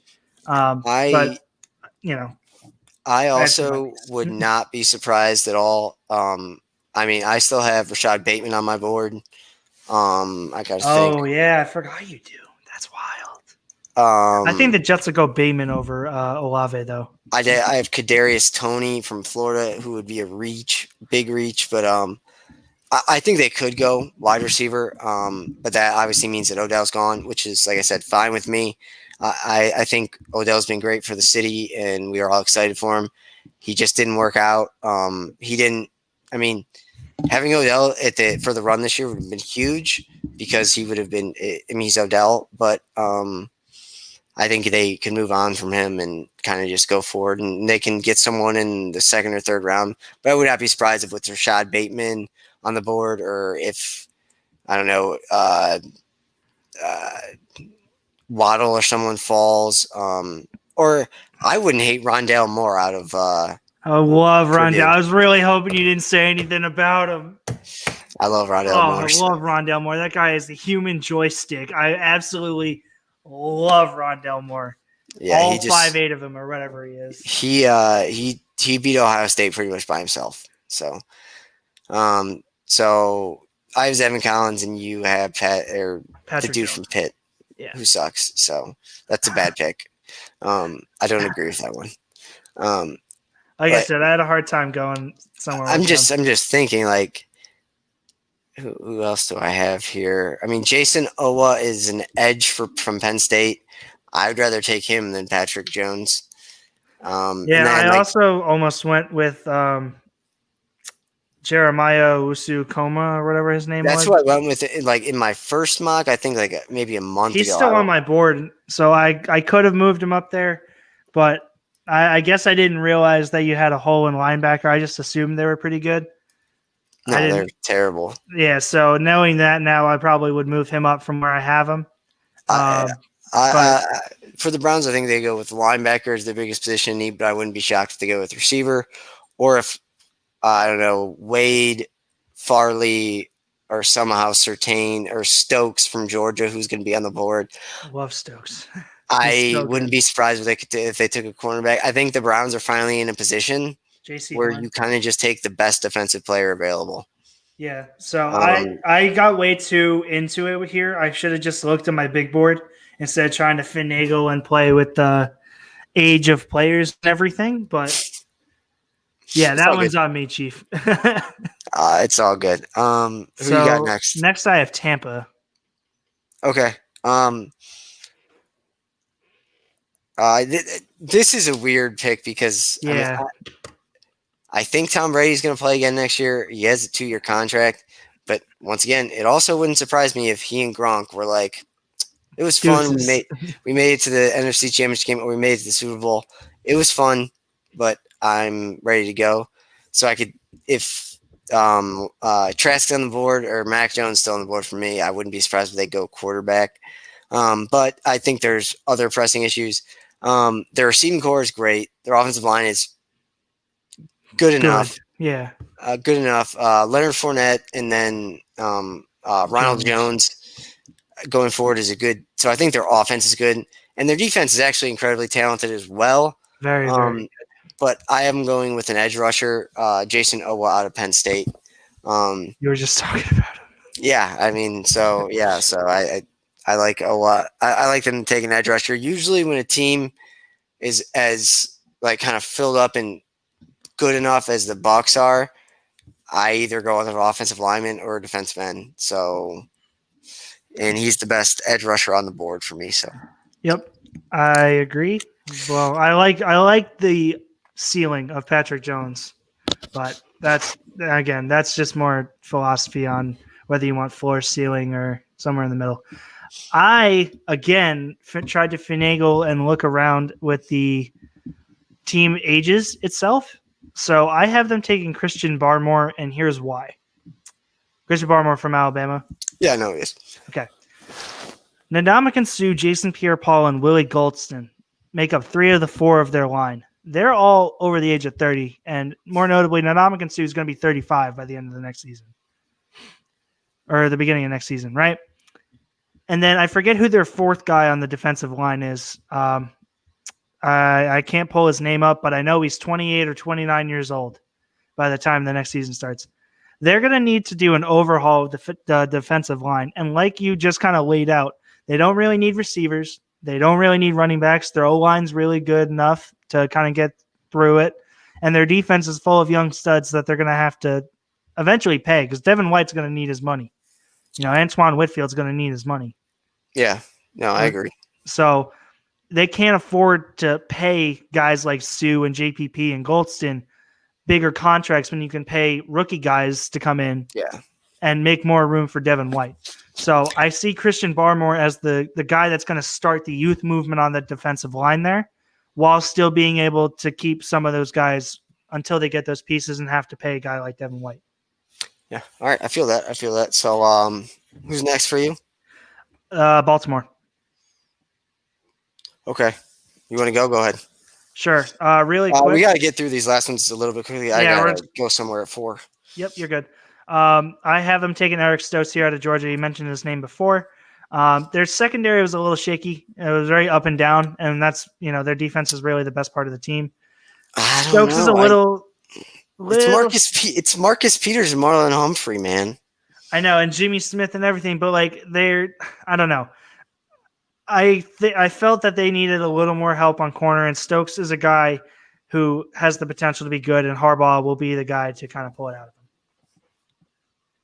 I don't know. I just like the fit of Stokes, and if they don't want to pay big money on, I think 1 or 2 of their corners are coming up either this year or next. So if they don't want to pay for him, I think Stokes is a guy that could. Yeah, I feel that. Like I said, I have them. I have the Ravens. Najee Harris is still on my board, but I don't think they need a running back, although he would be perfect for that offense. Yeah. I don't think they need a running back. They have their speed guy in J.K. Dobbins, and they have Gus Edwards. Dobbins is really good. Yeah, so I am going with an offensive lineman here. Fair enough.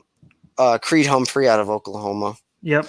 I just, like I said, their defense could use to get younger. Their offense is as young as it really comes for the most part. Mm-hmm. But I think that they're going to, we talked about this. The Ravens committed themselves to Lamar Jackson. Yep. So they need to do whatever they need to do to get an offense around him that helps them win. Because by drafting Lamar Jackson and changing your entire offense, you went all in on Lamar Jackson. So you need to put help around him. Yep. Agreed. And he needs more time as a passer because he needs to make sure that mechanics are good. He needs to fix his home mechanics. Yeah, but that's it. Anyway. I like the pick. I like Creed Humphrey. He's a little underrated. I think that he'll kind of come out more a little bit at the combine. So then the next one I have is the Saints. And this you picked Creed Humphrey too? No. I said I took Eric Stokes, but I really like Oh him. yeah, so it's okay. Yeah, I got you. I forgot. Next one is the Saints, and this might be my favorite pick that I have slated in for the draft. Rondell Moore himself going to the Saints. Just imagine if Taysom Hill has to take over as full-time quarterback because they don't want Jameis Winston and Breeze retires. You're going to have Michael Thomas and Rondell Moore literally just running slant routes and drag routes and making plays with the ball. How much fun would that be? I like that. I love that. That would just be so good. I have them going defense here. I mean, they still have Lattimore. So why not pair him up with a corner on the board? My best corner on the board is Darian Kendrick of Clemson. I have him a little bit ahead of Stokes because he's a little bit more versatile and he played for a better team. So I'm going with Darian Kendrick, quarterback out of Clemson. Clemson's had, I would say, a better track record of pro players in the last 2 years than Alabama has. So, and Clemson already has a couple guys in the NFL. Trayvon Mullen's okay. So I just think the Saints are another team that it's too early for them to fully move on and overhaul because you don't know. You still have some key pieces. Yeah.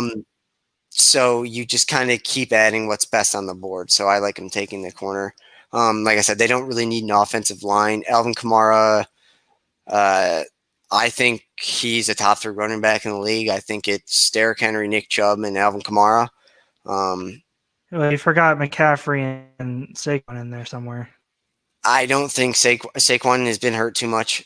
Sorry. That's fair. No, I get it. It's fair. And then McCaffrey, who's also been hurt too much. But I look at McCaffrey more as a hybrid. I don't really look at him as a running back. Yeah, he's like a player of his own. Yeah, other than maybe Curtis Samuel, he's the Panthers' best receiver. So, or Robbie Anderson, I guess too. But he's a receiver. He lines up in the slot half the time. So, I guess then in that spot, McCaffrey would be higher than Kamara. But I think Kamara and McCaffrey are very similar. But I think Kamara is a better straight running back rather than that. Yep, so I got you. I'm going with that. So who's next for you? I have Buffalo. Okay. This one's easy for me. He's still on the board. Their defense is loaded. In the secondary, especially. So I have him going with a guy like Dylan Moses out of Bama. Just like Josh Allen on offense, he's the quarterback on the defense. He played for the best coach in college football history.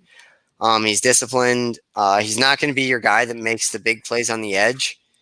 But he's a good middle linebacker. I liken him to kind of a Lester Mann's version of Deion Jones and Roquan Smith with better leadership abilities, but not as much physical productivity. So I think it would be good for them to get a face of the defense, especially because Micah Hyde, I wouldn't be surprised except there's no real safeties that I think are going to go in the first round. Yeah, no. I know Trevon Moehrig out of TCU. But I do think Micah Hyde and Poyer have 2 more good years in them.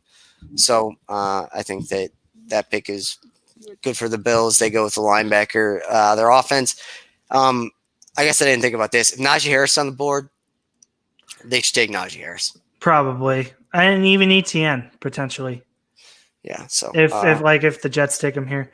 The only thing with Moses that is kind of scary to think about, he knows the game so well and knows what he should be doing. Sometimes it takes him, like when he does his initial read, it takes him a minute to kind of come up with what he wants, and that usually means he's losing a step or two. But I absolutely love Dylan Moses. I agree 100%. I still had Jeremiah Owusu-Koramoah here, or whatever his name is, mostly because – is it? Owusu-Koramoah. Koramoah. I missed the O in there. Oh, well. I absolutely love that. Would be if he's on the board. Potential fit there. Yeah, I would love to see that because he's like a chess piece, dude. He could literally do anything. He's like Isaiah Simmons almost. But I love him, and I love the fit with the Bills potentially. Kind of speaks for itself anyway. Next is the Packers, and then the Chiefs are the last two. I'm just going to go through the first two because both these teams are pretty good. And they're actually basically, I think this is, I would say, possibly a Super Bowl matchup. I think the Packers are going to win the NFC. So if the Chiefs Agreed. get by them, but they're mirror images of each other just on different timelines. Yep. Like the Chiefs are a lot younger and Aaron Rodgers is old.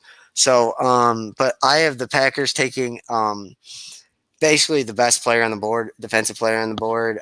They could use a receiver, but like I said, Alan Lazard's been okay for them this year. He had a big game on Saturday night, and then they have Devontae Adams for the next 2-3 years. So I wouldn't be surprised. What? Is he that old? He's 27. That's not that old. I mean, Julio. I agree, but I look at players once they get to their 30s. I mean, if you're 30, aging, yeah. So I'm taking linebacker. Obviously, Zadarius Smith is their left outside linebacker, but he's more of a rusher, and Nick Bolton can kind of cover. He's more of a middle linebacker. He reminds me of a rich man's version of kind of Joe Schobert, where he's going to make tackles. He led the nation in tackles the past 2 years in Missouri. Yep. So I think that's a good pick for them. And then Kansas City could really go anywhere. I honestly don't know. But they are going to – I am taking Kadarius Toney, the receiver. I mean, they just get faster on the outside. Yeah, they would love to see that. I mean, they just get faster on the outside. So I agree. I went my best – well, maybe not my best available defender. But then I felt that they needed a linebacker, especially after losing Blake Martinez to the Giants. I actually had him taking Dylan Moses. Okay. Yeah, I mean that would be a dream come true for them. Scary as shit to think about. I also, I mean, we're talking about Dylan Moses. I wouldn't hate if the Browns drafted him. I think it would be a little bit. I initially had him there in my first one when we were a little bit of a reach, but I mean, why not? Right? I mean, you decided to not sign Schobert, so you better have some kind of plan in mind because VJ Goodson isn't your guy going forward. So Go on. And then for Kansas City, I understand the offensive pick. I felt that they could use a little corner help. I don't really know how good it is. And JC Horn was still on the board for me somehow. So like I said, I had him slip because he had a really terrible year, in my opinion. Yeah, the whole Alabama defense had a bad year. Well, no, JC Horn's on South Carolina. Oh yeah, okay. I thought you were talking about Dylan Moses for something. No. JC Horn had just a terrible year with South Carolina, and it really pained me to move him down because I had him, I think, as high as 16 to the Cardinals or whatever it was.